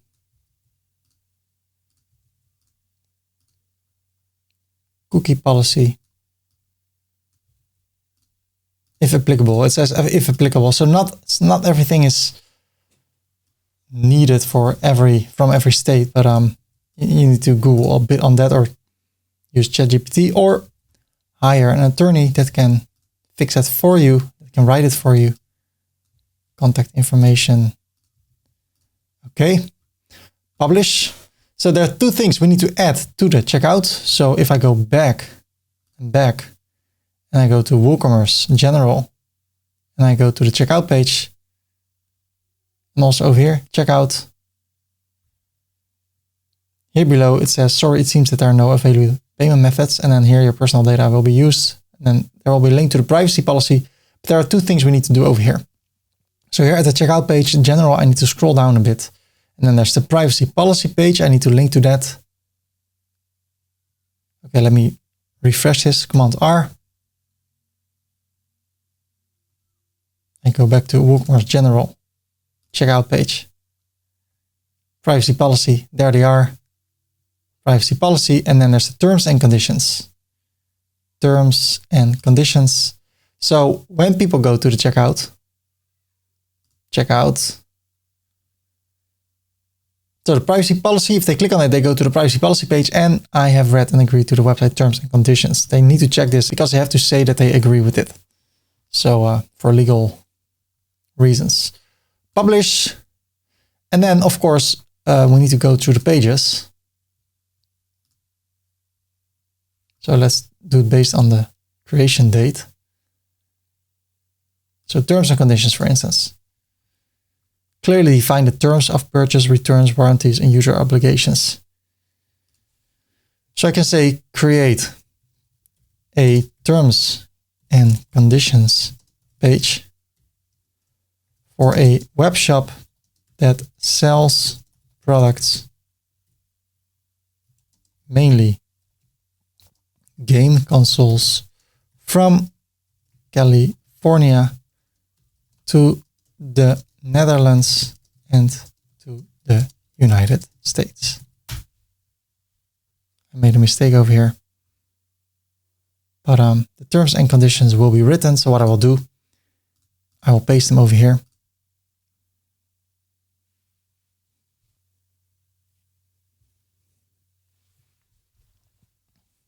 So I will copy this.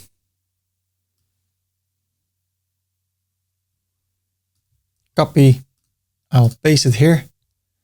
And I have to change the company details, Games United Inc.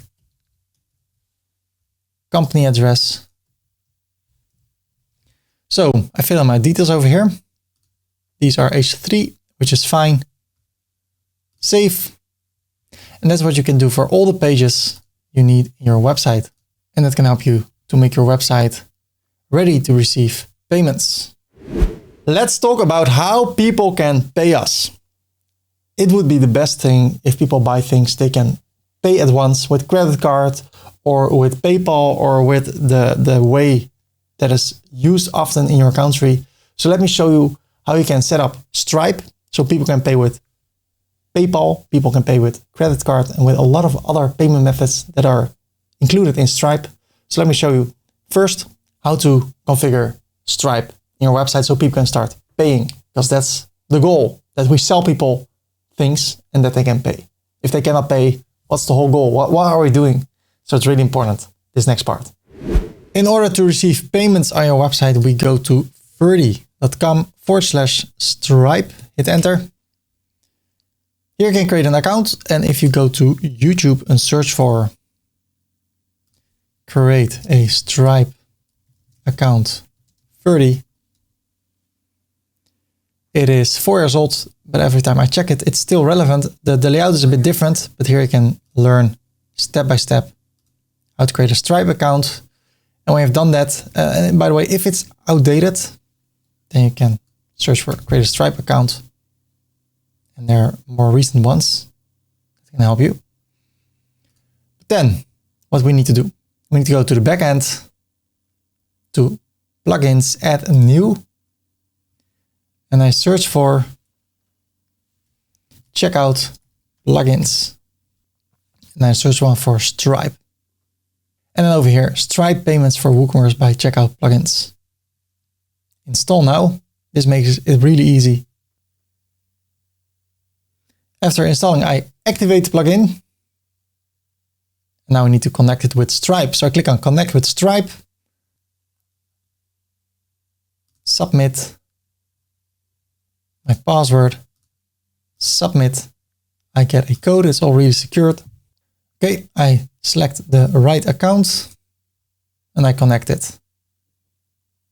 Now I need to create a webhook.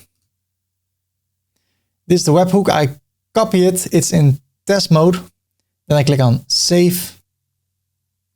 I want to use Stripe card processing. I can also use other ones, but I'm okay with this one. I click on activate gateways.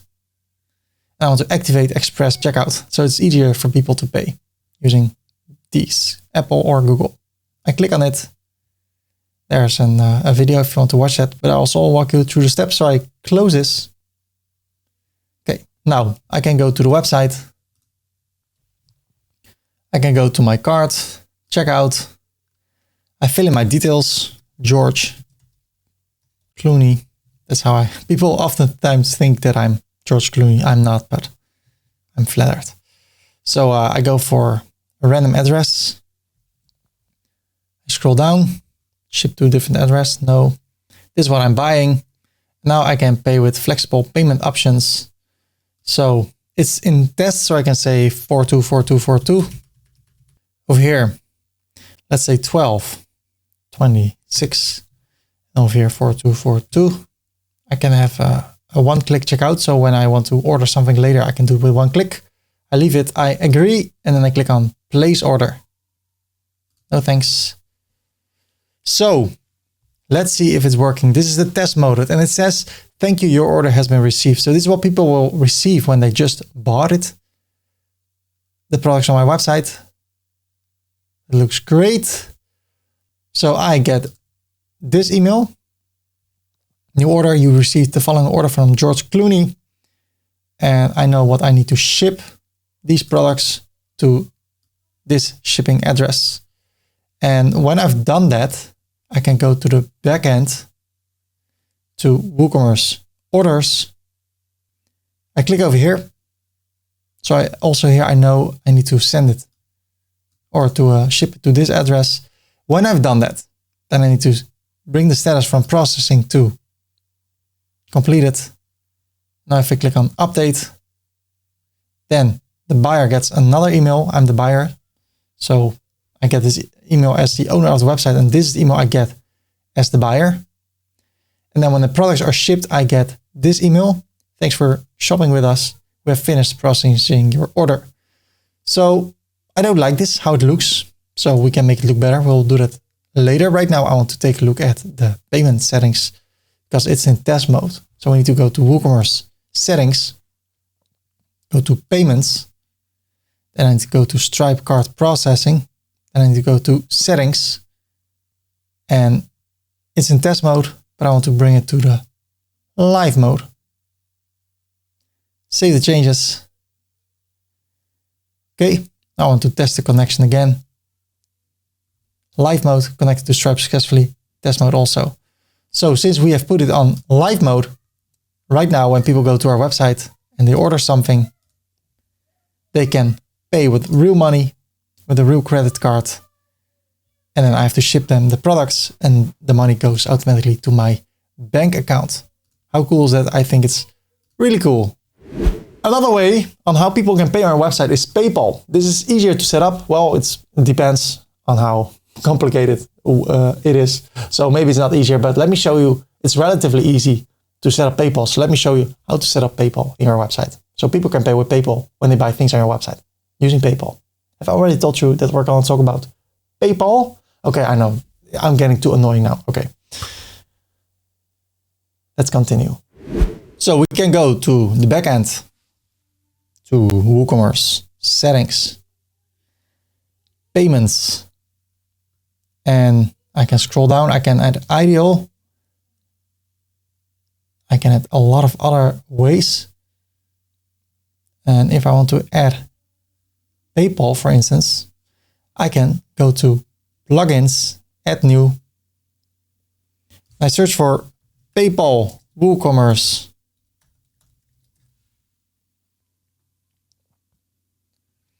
WooCommerce PayPal payments from WooCommerce itself. So I will also get this one. I click on install now. Activate. And I need to go to the account setup page. So I click here. Awesome. Now I want to activate PayPal. So I click on activate PayPal. Now I need to log in. The language turns to Dutch. So I will just walk you through what is happening. I'm ready. Go back to WooCommerce. That's it. So the page is reloading.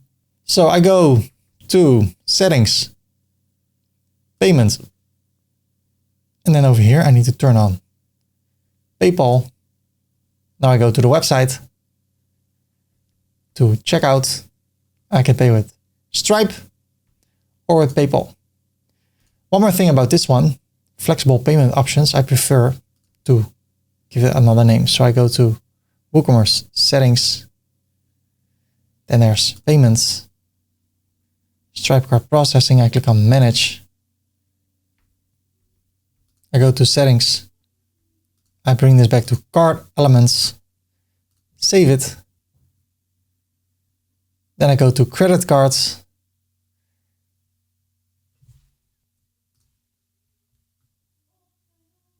Check out credit card Stripe, it will say.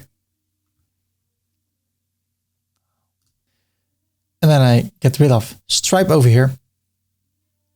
The statement descriptor will be gamesunited.com. Charge type charge. All cards are allowed. And the text, what should be on the button when people want to pay? It says place order. I can change that text over here if I want to, but I'm okay. So that's what you can do. Now people can pay with Stripe, and if I refresh it, the Stripe will be gone, and with PayPal. And the button changes. So that's really cool, don't you think? When people order things on our website, they get a confirmation email. And that looks ugly, really ugly, with purple stuff. And you know, there's purple. There's beautiful purple, but there's also ugly purple. I think my background, that purple is nice, but the WooCommerce purple is ugly. And that is what people get, that color. Ooh, ooh. So let me show you how we can make it look better. Better confirmation email, better layout. So let's get right to it. In order to change the look and feel of this email that people will get when they buy something from us, I want to go to our website, to the back end. I want to go, first let me clean this up a bit. Let me see. Only this.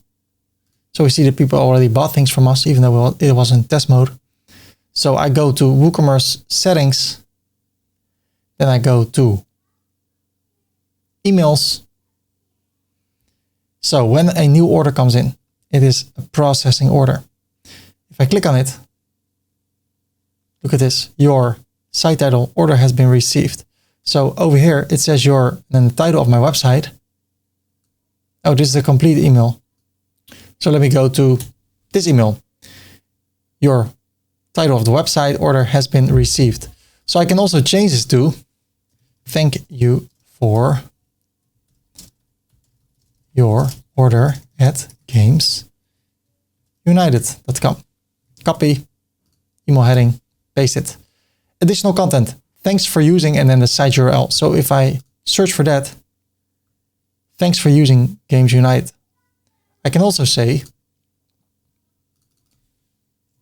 wish you a lot of gaming pleasure. Kind regards, Ferdy. Gamesunited.com. And then I could say let me click over here in the new tab, go back to emails, go back to completed order. Then I grab the site title thing. Okay, it's got like that. And I say site title. Save the changes. So thank you for your order. Okay, but there's more we can do. So if I go back to emails and I scroll down a bit, I want to change the color. So I go to the website in the new tab. I go to the customizer, to colors, and I grab the first color, color 1. I copy it. And over here, I paste it. I can change the background color if I want to. I can change the body background color. I can change the text color to 2222222. Then there's the footer text, built with WooCommerce. Over here, built with WooCommerce. I can fully get rid of that, and then the footer text color, or if I would have footer text color, make it 2222222. Save the changes. One more thing, I go to media. Well, there are more things, but I go for my logo. And it's quite big, so I can download the file. Then I can add a new file, upload it again over here. I can call this one the Games United logo for the email. Then I can edit the image. I click on scale and I go for 350. I click on scale. Okay. Image saved. I close it. I go back to that image. I copy the URL. Then I go over here to the header image and I paste this image. Now, ladies and gentlemen, if I order something on the website, add it to the cart, view the cart, proceed to checkout, and I use credit card.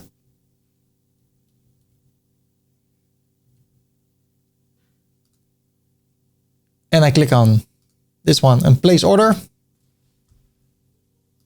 Now look at this. Thank you for your order at gamesunited.com. Thank you for your order at gamesunited.com. This is the header. Hey George, just want to let you know we received your order. And then here it says, we wish you a lot of gaming pleasure. Kind regards. Well, this is not working. So let me see what is going on over here. This is how it goes with making websites. Trial and error. Settings. So I just leave it in the tutorial. Emails. The processing order. That's where it goes wrong. I don't need this. Oh, here's the error. It's okay. Okay, and email heading. Thank you for your order. I don't need the link over here.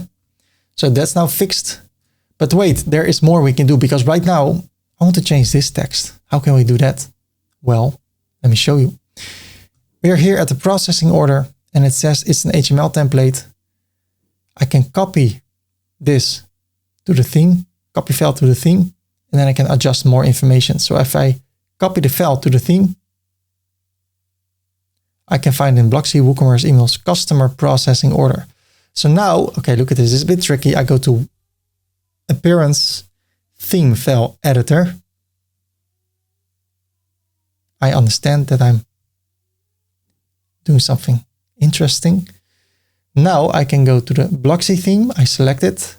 Then I scroll down and I search for the folder WooCommerce. I click on it. Then I search for emails. And there's the customer processing order, PHP. This file decides how this email looks. So I search for just to let you know. And I can say Command F, Control F on the PC, enter. So I can change this text just to let you know. I want to inform you with the following. Okay. Instead of hi, I want to say hey.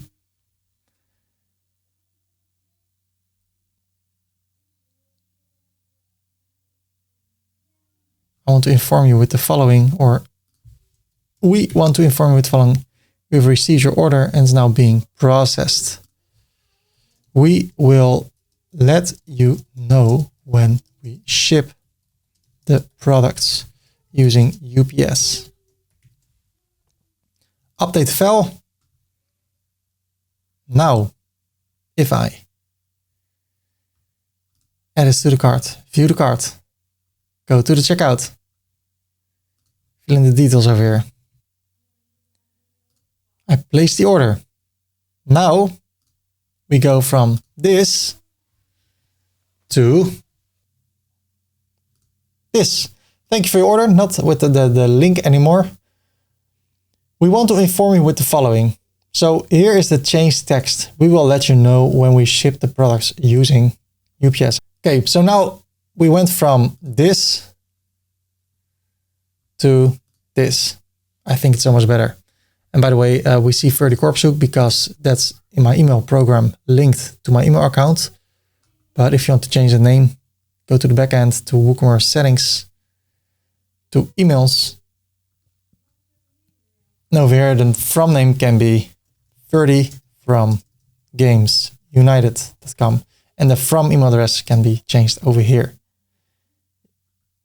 Say the changes. So in that way, you can make your email notifications better. When I was shopping last week, the Meat Boys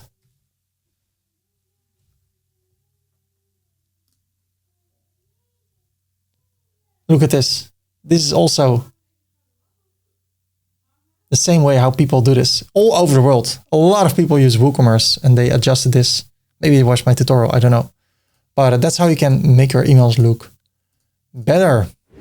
Okay, ladies and gentlemen, I want to take a look at the header of our website. We already configured a few things, but I want to take it to the next level to make our shop really stand out and make it a better experience for the visitor. First, I want to change this. So I go to the customizer. I want to create a decent menu over here. So in order to do that, I go to menus. I have the main menu over here. And I want to get rid of all those pages. Because if you go to Amazon.com, you don't see those 4 pages. So I want to show a few categories over here. How can I do that? Well, I click on add items and then I want to go for product categories. So I want to go for consoles and the PlayStation 5, the Nintendo Switch, and the Xbox Series X. I want to go for, let me see, games. And I want to go, let me see, electronics. Okay, if I would publish this, it looks like this. What I want to do, I want to work with sub items. So I bring this to the right. So under consoles, I want to have PlayStation stuff, but this becomes a mess sometimes. It's buggy. So I close this and instead I go over here to menus. This is so much more stable. So I go for the menu, main menu, select, and now I do it again. I go for consoles, Nintendo Switch, bring to the right, below. Okay, then games and electronics. So now our website looks like this. Consoles, PlayStation, Xbox. So if I want to adjust it, I go to the customizer. Really simple, I hover over here, click on the 3 dots. And now I can adjust the look and feel. So it looks like this. If I click over here, I can change the style. But I prefer to keep it simple, type 1. And then the sub menu, the drop down options, looks like this. Well, I want to go to design, make the background white. So now you see nothing. I want to make the font color 3, like that. When I hover over it, I want it to become white and then the background dark, I guess. So I go back to general, items hover effect, solid color.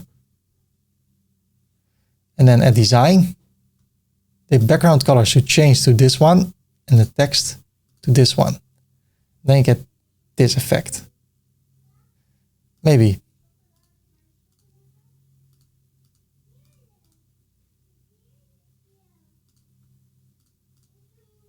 This is better. Yes.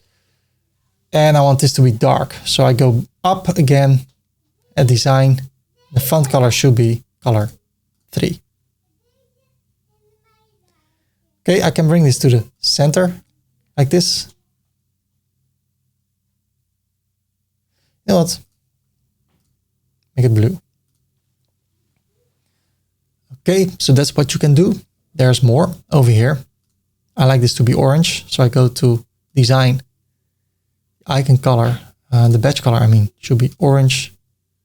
The icon color can be blue. Publish. Close it.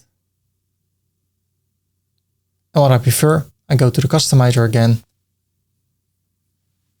I scroll down. I go to menus, main menu, and instead of using consoles, I say just use PlayStation 5, Xbox S, Nintendo Switch, and then get rid of this one. Publish. Close it. Now it looks like this. If I click on PlayStation 5, I see all products related to PlayStation 5 based on this category. And if I'm on a certain page, it becomes orange. So people see, hey, this is the page where we're at right now. Okay, well, I want to do a bit more with the heading of the menu. So I go to the customizer. So I click on the main row. Now I go to this area. I want to drag the card over here. Look at this. Now it goes over here. There's a new area now. So I can go to the top row to design background. I want to make the background blue like that. Now this disappears. So I click on the 3 dots or I click over here. Then I go to design, and instead of making the icon blue, I want to make it white like that. Okay, I think it can be a bit smaller. So I go to general, change the icon size. And I want to go back. And what I want to add over here is a new menu. So I can go back, scroll down all the way, menus, create a new menu. And I can call this one the top menu. I want to call this header menu 2.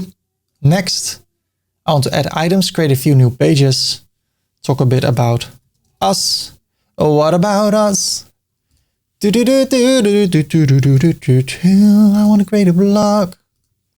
FAQ. There comes a point in the tutorial that I'm like, if people are still watching, hey, then I can do something crazy. Why not? Newsletter. And I arrive to that point. So from now on, it's going to be crazy. Okay, go back. What am I doing? Yeah, now I go to the top row and then I go back and then I go for menu 2 and I drag it here on top. Okay, I click on the menu 2. I go to design. I make the font color white. I click over here, 3 dots, and I don't need it to be capitals and it can be less bold. Something like that. The same is over here. I click over here, go to design, less bold. Let's make it 500 and not capitals. And now I can change the color to this one. Okay, you know what? Color 3, where are you? Colors, color 3. Bit lighter. Okay, and a bit bigger, okay? We're getting there. Publish, close. Okay. Then I want to change this over here. Customize. I can go to general, layout, and then instead of making the content area spacing, I bring it to 30. So there's 30 over here, 30 over here, 30 over here. Better. Publish. Close. It's getting better. I want to add something cool over here. This is cool, but we can make it even cooler. How about that? There is a free plugin with an auto filter. So when you search for a product, automatically it will be updated with what kind of products people can find on your website. I really like this tool. It's free. So let me show you how you can configure that. So people can just search on your website for certain things and at once they see the results that are linked to the thing they search. In order to create a cool search filter or search area, I go to the backend to plugins, add new. And I search for WooSearch.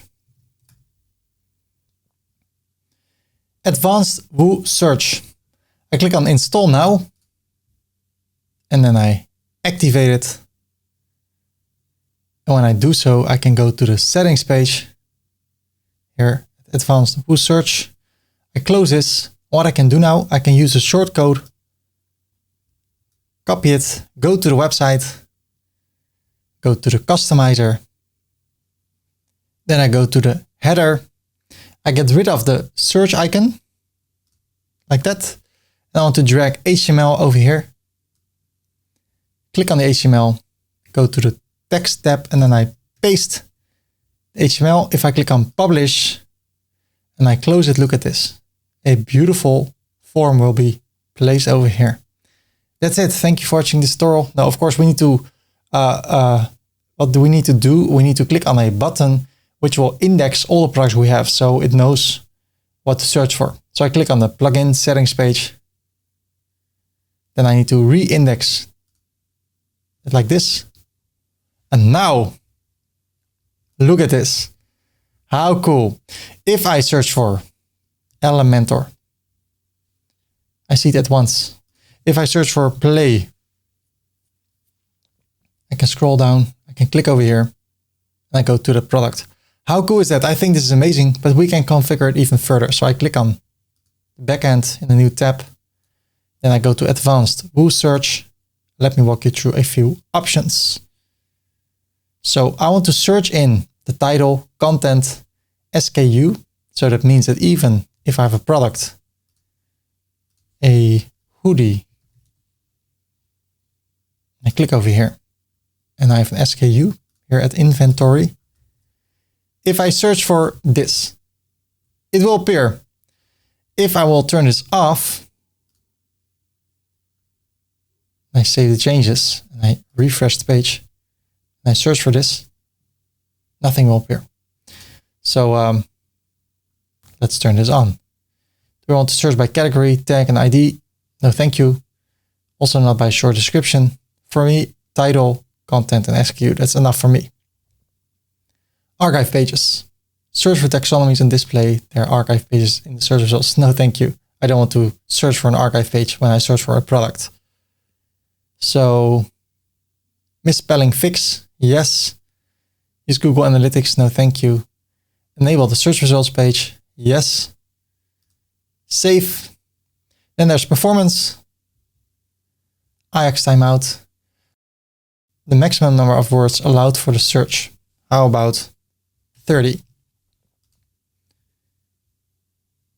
Data to index. Choose what product data to add inside the plugin index table. Well, this is all fine with me. This is also fine with me. Then I go to the search form. The text for search field is search. I like it. You can change it. Text for show more button. So I have a lot of products. PlayStation. It can say view all results or show more, view all results. I can change that. Nothing found. I can say search better. So if I save it, people are searching for this, it will say search better. Well, let's keep it with this. Nothing found. Minimum number of characters, 1. So as soon as you start typing, you can start to see results. Show clear button, show view all results, show a mobile screen. No, and then there's the form styling. I like this one the most.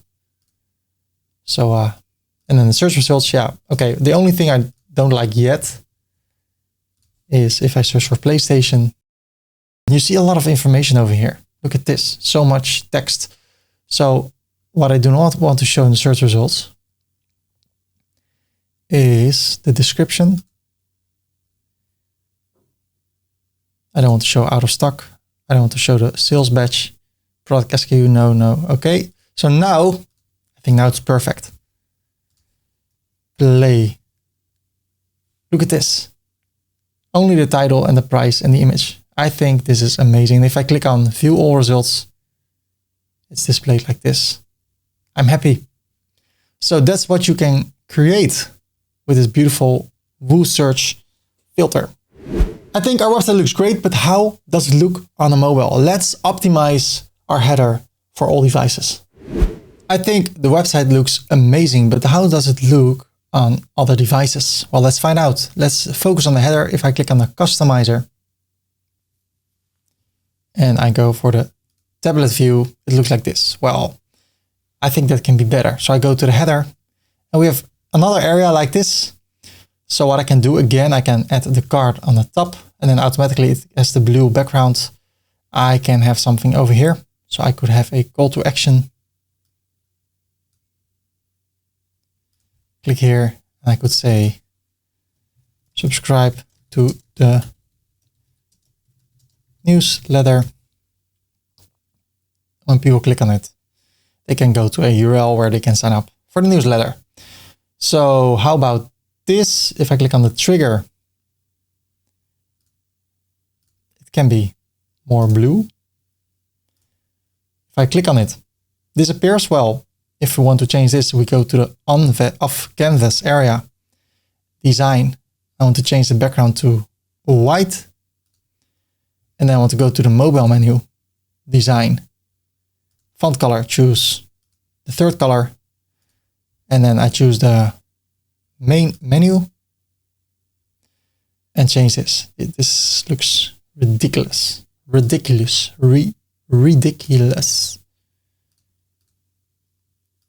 Maybe a bit smaller.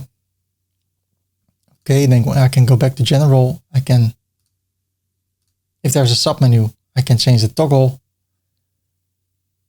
I can have submenu dots, vertical spacing. I can make it look more like this. Then I can also go to the off canvas area. And right now it's a side panel. I can also make it modal. So it just appears like this. I can align things in the center. So now if I click on it, it appears as a whole thing. So it's not coming like this anymore. So yeah, depends on what you want. And the width, it can be less. How about 40? So I prefer the side panel. Great design. We already took a look at that. And I can add more things. So I can go to the off canvas area and add socials like that. I prefer not to do that. I want to distract people with socials. So I can have an off canvas logo. So when I click over here, people see Games United. Okay. Publish. How does it look on a smartphone? Subscribe to the newsletter or card. Whoa, this is too small. So for mobile, I can say, you know what? Make it a bit bigger.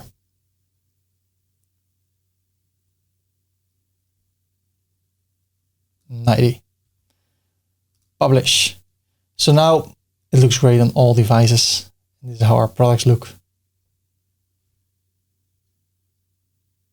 Go back. Go back. So let's take a look at the shop. It looks like this. I go to the tablet view. Okay, then I go to the smartphone view. This looks fine. I can add things to the cart. I can view the cart. Go to the checkout. Looks all great. I click on publish. So our website is optimized for all devices. And now we can build a page in Elementor, a homepage where we can showcase our products, make it look better. But that's a whole tutorial in itself. So I have an Elementor tutorial. You can watch it by clicking here. Or you can download my pre-made template.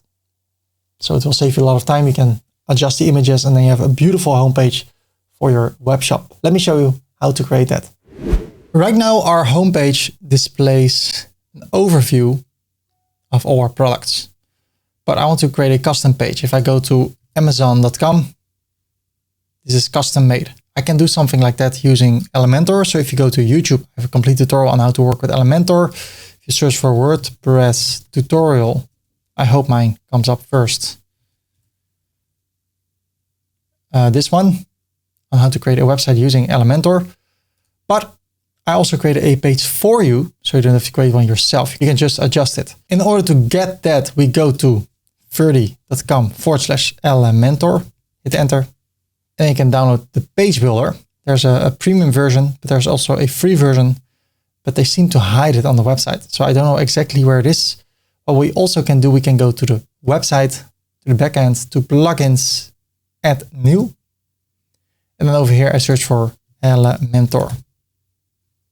And there it is, more than 10 million active installations. The most popular page builder on the earth, on top of WordPress. I'm installing it right now. And after we've done it, we can activate the plugin. I just keep on rumbling and talking until this is finally installed. So, what are you up to? I guess you're following a tutorial. Do you enjoy it? I hope so. Good luck with your website. Good luck with your web shop. Man, this is taking a long time. There it is. Activate. I click on the X. I don't need to set it up. I go to the screen options and get rid of the Elementor overview. Now I want to go to the website. I go to the customizer. I scroll all the way down here at the left. I go to the homepage settings and I change the homepage from shop to home.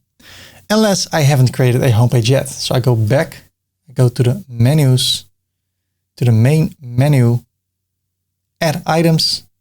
And I call this one home. I click on add. Now the page is added and it's added to the menu. I don't want it in the menu, so I close it. I click on publish, refresh the page, Command R. I scroll down and then I go to homepage settings and I change the homepage from shop to home. Publish. Now I close it. Then I click on edit page. Then I want to edit this page using Elementor. So I click on edit with Elementor. And now Elementor will be set up or started for the first time. So I get a notification. I can close that. I want to set a few things up. I want to click over here. Then I want to go to the Elementor logo, user preferences. I want to bring it to dark mode and show quick edit options. Okay. I click on publish. Now, if you don't have it yet, you can go to ferdy.com/images. You can follow along with all the images I use if you already have that. I have it on my desktop, my resources. So what I will do, I will go for the Elementor landing page. Sorry. I'll go for WooCommerce and then the landing page, Webshop homepage. So I click on the folder icon over here. Arrow up, select file, and I go for the Webshop homepage here at WooCommerce. I open it. I click on continue, enable and import. Sometimes the first time it doesn't work. I click on it again. My templates, it's not there, so I do it again. Select files.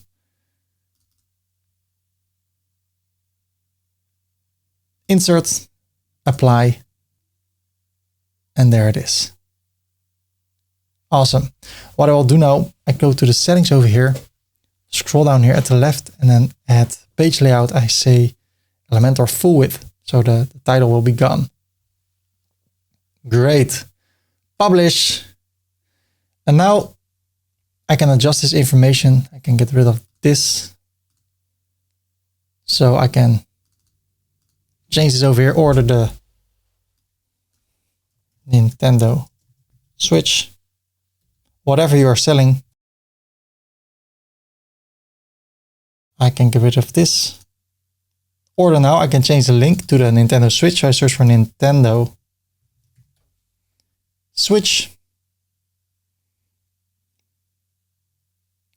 Then I can click over here, go to the structure and go for featured left. Then I go for the style, background overlay, and then there's this image. I can change it to the Switch.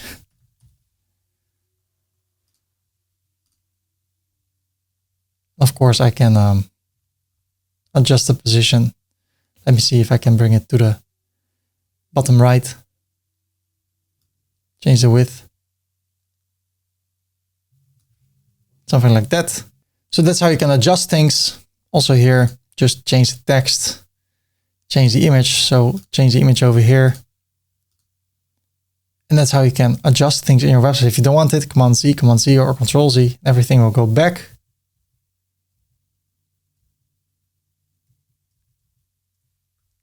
Publish, it's optimized for all devices. So if I click over here, this is how our homepage looks.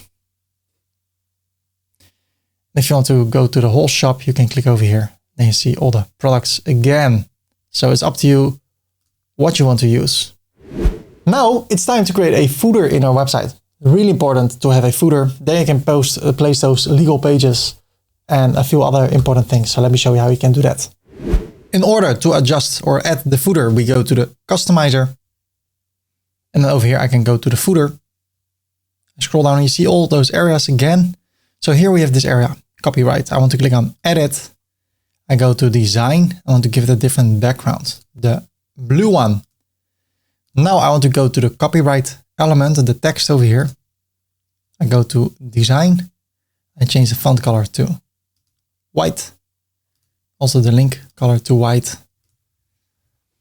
And then I can go back to general and I say copyright, or I get rid of copyright.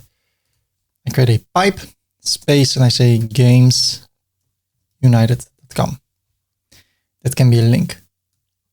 Command C, Command K, Command V. Control C, Control V, K and Control V. Okay, now it's a link. Great. I want to have an area on top of that, but I want to have more columns. So if I click on the middle row, I can have more columns. I can display them in a different way. Here I want to change it to 4 columns. And I want to go back. I want to go to the widgets over here. So you go to the footer and you see all those areas. So I want to drag widget area 1 into widget area 1, widget area 2, widget area 3. And then I want to add the socials to area 4. Then I want to click on middle row, design. And then at the top, I want to have a divider. So row top divider. I want to have a line like that, a solid one in the color orange. Make it 3 pixels and I want it to be full width. Nice, a nice separation between the content and the footer. So I like that. Publish. Now I go back. And let me see. I click on edit. I go back. I click on widget area 1 over here. So I can add a lot of things over here. If I click on add block, I can browse them all. Look at this. All those things can be added here in the footer. So I want to go for a simple image. I click on it. Then I go to the media library and I want to go for this one, Games United. Select. There you go. Below I want to have a paragraph. So I click on it and I go for a paragraph and I start typing. So there's a text. Bold statement. If you order today, you will receive it tomorrow. Then I want to place some important links. So I go to widget area 2. Click on the plus and I want to go for a navigation menu. I click on it. I choose the title, important links, and I select the legal menu. There you go. Publish. Then I can create another menu. So I go back and I go back to menus, create new. I can say best products. Next, add items. I can go to the products. And I can go for the Nintendo Switch, Xbox Series S, PlayStation 5,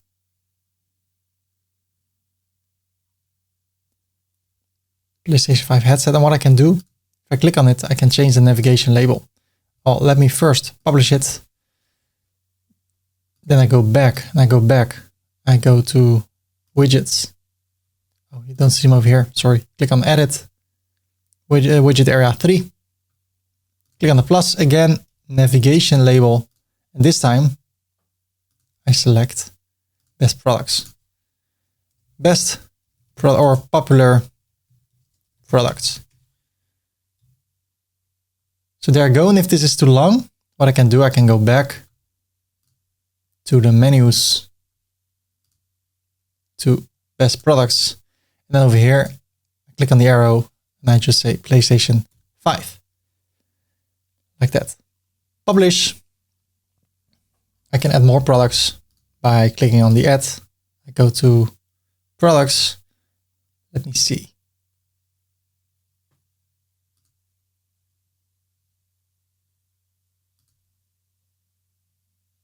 Okay. So I can change this to coaching call. Nike hoodie. Okay, looks great. Now I go to the latest one. So I click on edit and then socials. I want to add a few. There's Facebook, X, Instagram. I want to add LinkedIn. I want to add YouTube. That's okay. I scroll down a bit. I want to configure this. I want to direct them vertical. I want to show the labels. So let me see. Label visibility. Okay, when I hover over it, I want the text to become orange, but the logo to stay the same. So I go to design, font color, and then the icon color stays like that.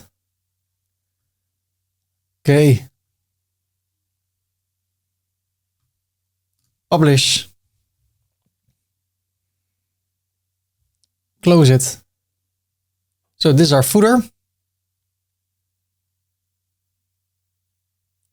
Looks great. If you want to adjust those links, you can scroll down, click on the 3 dots, go to social network accounts, and there you can add all the links to the social network accounts you use. And how does it look on another device? Well, I want to place it in the center, so I click on edit, alignment in the center, also this one in the center.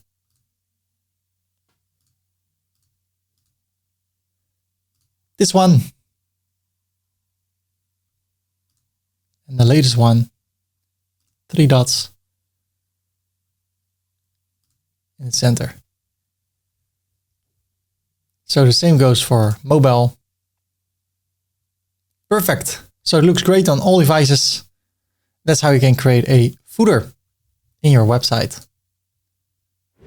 I want to show you the power of the Blocksy theme. If I go to the customizer, with a few clicks, I can change the whole look and feel of the website. So I go to colors, advanced color palettes. I can go to color palette 2. Now everything becomes greenish. I only have to adjust the logo, but the whole website changed. How about this one? And if I change this color,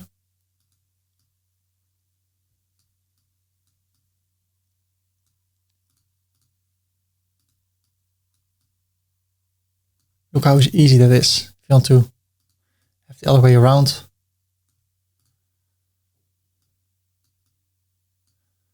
In a few clicks, you can change the whole look and feel of the website. So we can export this website, or you can export these settings. So you can go to General, Manage Options, Export Customizations. And if you want to learn more about how to work with the Blocksy theme, you can go to YouTube and search for the Blocksy theme tutorial. There you go, 4 months ago on how to work with the Blocksy theme, 2.5 hours. So there's a lot to cover when it comes to the Blocksy theme. I don't save this, but that's how easy you can change things in your website. And then this is the website we have created. I go to the backend, to Blocksy. I want to go to the extensions, the free ones, the cookie consent. You need to have that on your website. I turn it on. I can click on customize. We use cookies to ensure that we give you the best experience on our website. Accept, decline. I accept the privacy policy. It's already linked correctly. So if I open the window, if I open up the dirty window, what happens is this. We use cookies to ensure we give you the best experience. Accept. So the cookie consent, great. We already talked a bit about AI and ChatGPT, how you can use it to give some information to your products, but you can also put it on automatic pilot. Let me show you how you can do that. Okay, let's take it to the next level. I go to the backend, plugins, add new, and I search for AI power. We can integrate ChatGPT in our website. I click on install now. It's from Sunol Sahin. Install now, activate. I can go through all the products one by one, or I can just install this. And what I want to do, optimize WooCommerce products. Then I need to have my OpenAI API key. Get your API key, click over here. I can create a new one. And it is for game consoles.com. Create a secret key, copy it, paste it. Your API key is valid. Click on next to proceed. What do I want to do? Product titles, descriptions, short descriptions, meta descriptions, and product tags. All of them. Adjust your prompt. Do you want to use your own prompt? Yes. On the other hand, no. Save it. Get ready to optimize your products. Go to the products page. Okay, let's go over here. Scroll down all the way. Original title, PlayStation 5 charging station. And I say, you know what? Generate everything for me. It will take some time. Meanwhile, let me take a look at, copy this. Take a look at the website. Let me close this and close this. Then I search for this controller. There it is. Supercharger PlayStation 5 controllers. No content. Right now that's being generated. This can take some time. I will show you how much time it took. It took 3 minutes. Now I can copy and paste all this stuff over here, or I just save it. Look at this, PlayStation 5 controller at the tags. And now here, all those tags. How awesome is that? So now, before it looked like this, Supercharger PlayStation, tags, no description. And now, voila. I still can go to chat.openai, make this text shorter. And then copy this. Paste it here. You see it's shorter. Update. Bam. Now it is shorter. So let's see, 1, 2, 3, 4, 5, 6, 7. Let's say 40 words. So I want to have a maximum of 40 words for every short description. Then I can go to the backend to AI settings, to WooCommerce, use custom prompt, and I go for the short description. Use a maximum of 40 words. Save it. Now I go to all my products one by one.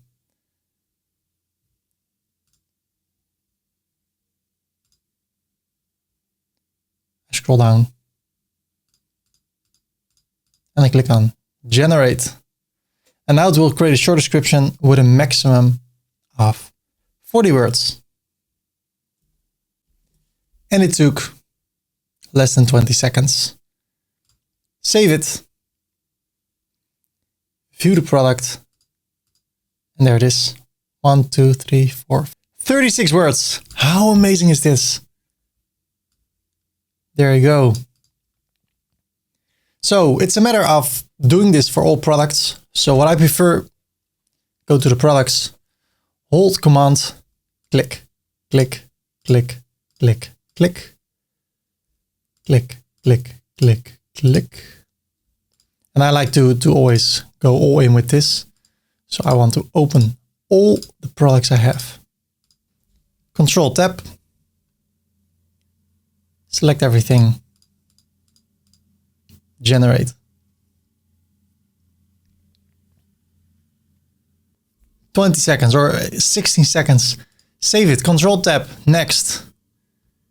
Click, click, click, click, click, generate. And it's creating unique content. 20 seconds, save it, next. And that's how you go through all the products. And then in a super short amount of time, you can make the content of your website, of every product, so much better thanks to AI. And since we're working with ChatGPT, we can also do this. We go to chat.openai.com and I go to privacy policy and I ask, write me a privacy policy page for a e-commerce website based in the United States. Enter. Well, thank you, AI. I copy this. I go to the website. I edit the page and I paste it.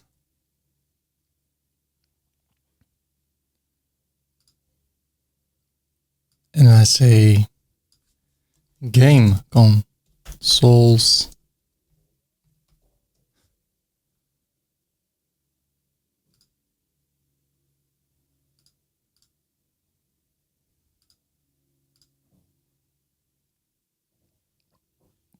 It is July 11.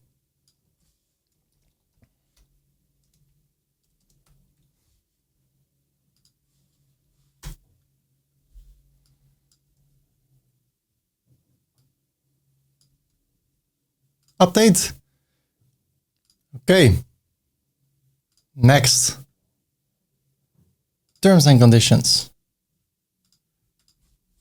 Write me a terms and conditions page for an e-commerce website based in the United States.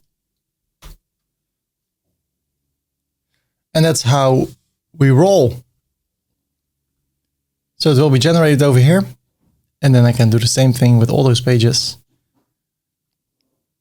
But I still, I suggest you hire a lawyer to make sure everything is all right. Or you do some deep investigation on the internet on how to make this work for your area. Because every area is different, and that's why I cannot give you one size fits all solution on this. We are about to make a few drastic changes. Why? It's not mandatory for everybody, but I'm going to show you how to import a pre-made web shop. So your products will still be there and all the settings with payment stuff, but you will get a new website with a different look and feel. And if you don't like it, you can put it back. But before we're going to import that, if you want to, it's not mandatory. We're going to create a backup. So let me show you how to create a backup of your website.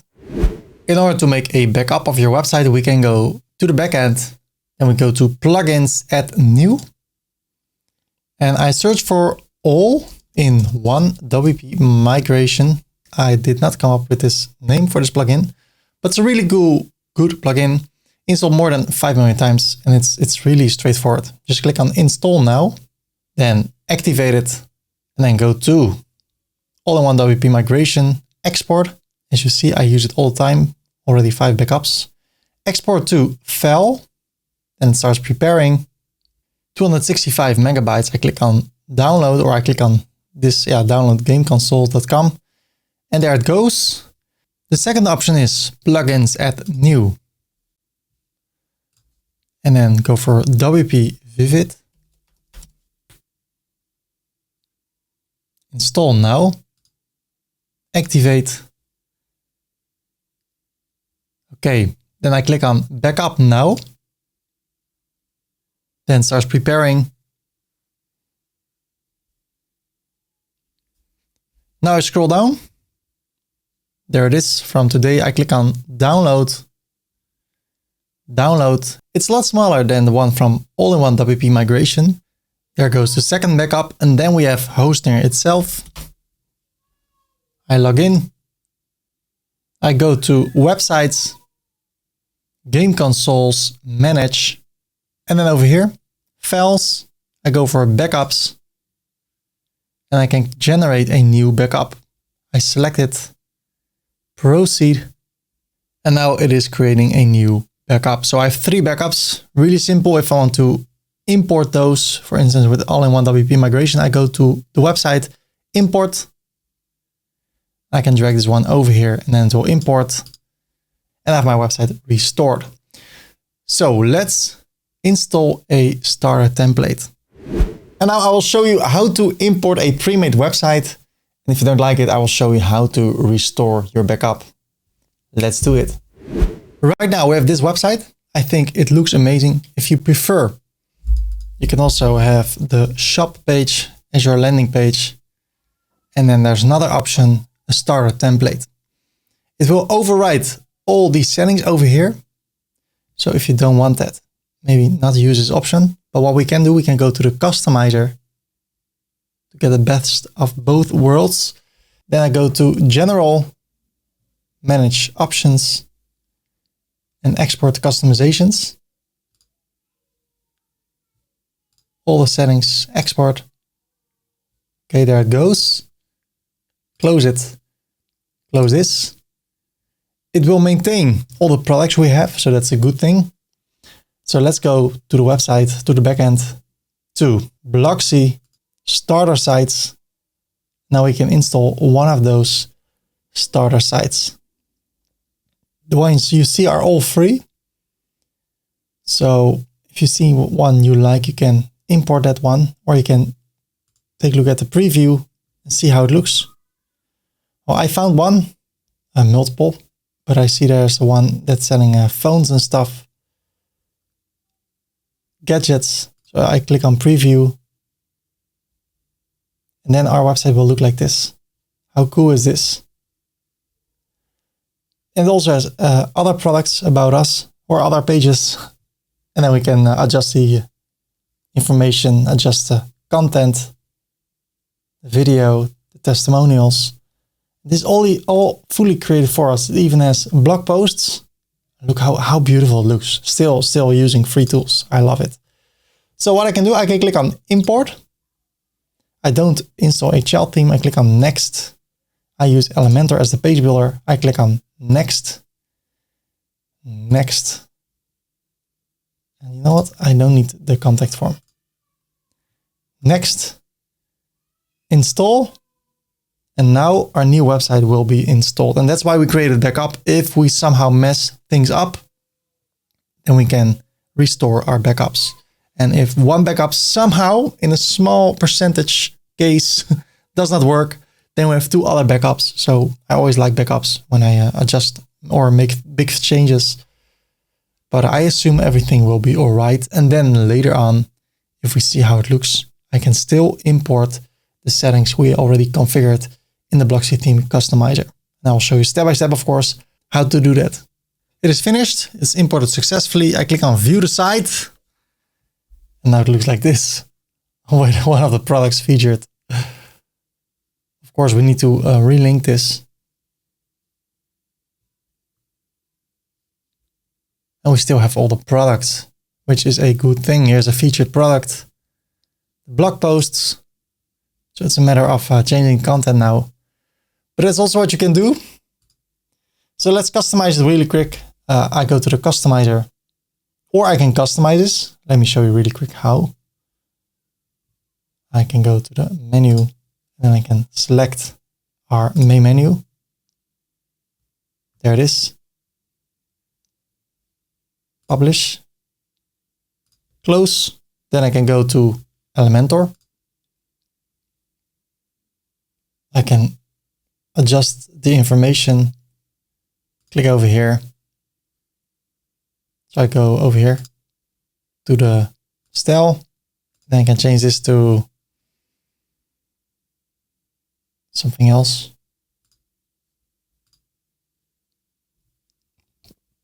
But then I need to change the background also. So let's grab this background. Click over here.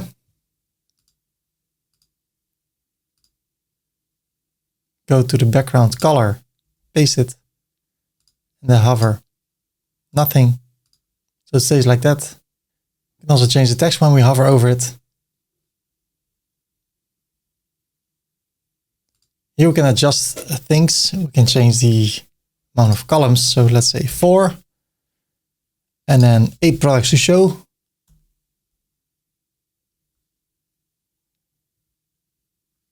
Okay, publish. Then I close this.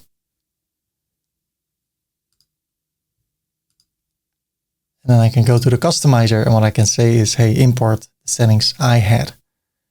So I go to General, Manage Options. I go to the downloads, drag it over here, import customizations. Okay. Click over here, bring this back to main. Click over here or over here. Design, font color, white. I go back to the home page.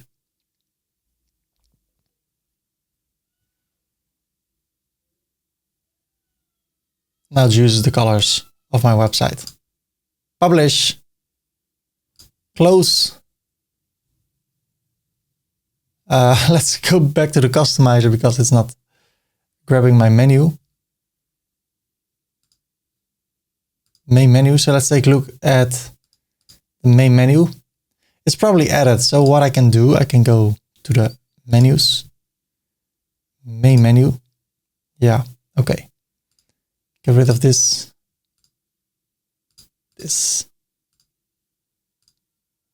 block. All those links are already over here. So PlayStation, Xbox, contact us. This is perfect. And now it's a matter of adjusting the information. So it's a framework, it's a starter site, and now we can adjust all the information over here. And then you have a good looking website. Also over here, I go to the customizer.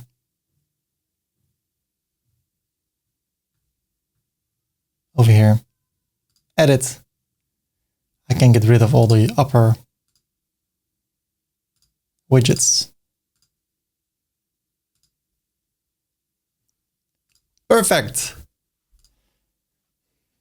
So I've shown you how you can create this website yourself, or how to import the pre-made Elementor homepage, or use a starter template and then still use your own settings. So there are 3 ways on how you can do this. And now you can adjust this information. And if you're not happy, I showed you how to create a backup. So what I can do, I can go to all-in-one WP migration, import, and then I can go to downloads, go to the WordPress file, import it over here, finish. Now if I go to the website,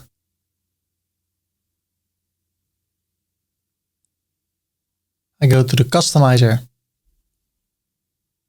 go to general layout, make it 1 pixel bigger, 1 smaller, click on publish. I just need to publish the customizer, and then everything looks great again. So now it's back to the way it was. So everything works. Thank you for watching this tutorial. I hope you're also at this point that you have a fully working website. Now let me show you a few follow-up tutorials you can follow in order to boost your website even more and start to make more money while helping other people. If you go to ferdy.com/follow up and hit enter, you go to this page with a few follow-up tutorials. I already showed you how to create a web shop, but you can also create the homepage with Elementor. And then you can watch this tutorial, how to make a WordPress website with Elementor, as you see over here. This one is also really interesting. Boost your WooCommerce sales with email marketing. You've created a web shop with WooCommerce using this tool. Let me open it in a new tab. It's a 2-hour tutorial on how to get more sales by using email marketing. There's a free version, and then there's also the pro version, but you can get started for free.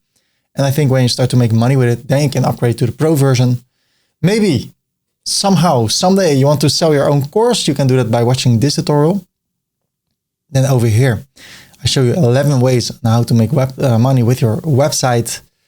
Then there are Rank Math and Yoast SEO, 2 tools that will help you to optimize your website for the search results. So you can choose which one you want to choose. They're, in my opinion, both equally good. So you can go with Yoast SEO or with Rank Math. And then there's the Elementor Pro tutorial. If you want to use Elementor Pro to create a website, you can watch this tutorial. So there are a few follow-up tutorials. I definitely would check out this one and the Yoast one or RankMath, so you can optimize your website. And with this tool, you can generate more sales. So, ladies and gentlemen, that's it. I want to thank you from the bottom of my heart for watching this video. And I wish you the best of luck in selling products. Feel free to like this video if this was helpful and subscribe for more upcoming WordPress, WooCommerce, e-commerce, and affiliate marketing related tutorials. And then I wish you the best in everything you do. God bless you. He loves you. He has a plan for your life. And I hope you'll find it out in your life and feel the love he has for you. I found it out 20 years ago. Man, woohoo! My life changed. I've been sent off to schools because I was really aggressive. And then I became a Christian. And man, for the first time in my life, I felt like, wow, life can be cool. My aggression was gone. It came back when I got married. I have a few times that I can burst out in rage. But it changed my life. And I wish you the same. If I take a look at life, I'm like, man, what is going on? And I believe that the words of Jesus are true. He says, come to me, all you are weary and heavy laden, and I will give you rest. My yoke is light, my way is easy. Oh, I should read it again. Normally I read it in Dutch. Mijn juk is zacht en mijn last is licht. My yoke is easy and my burden is light. So there's the invitation. Either way, whatever you do, I wish you the best in everything you do. Ciao!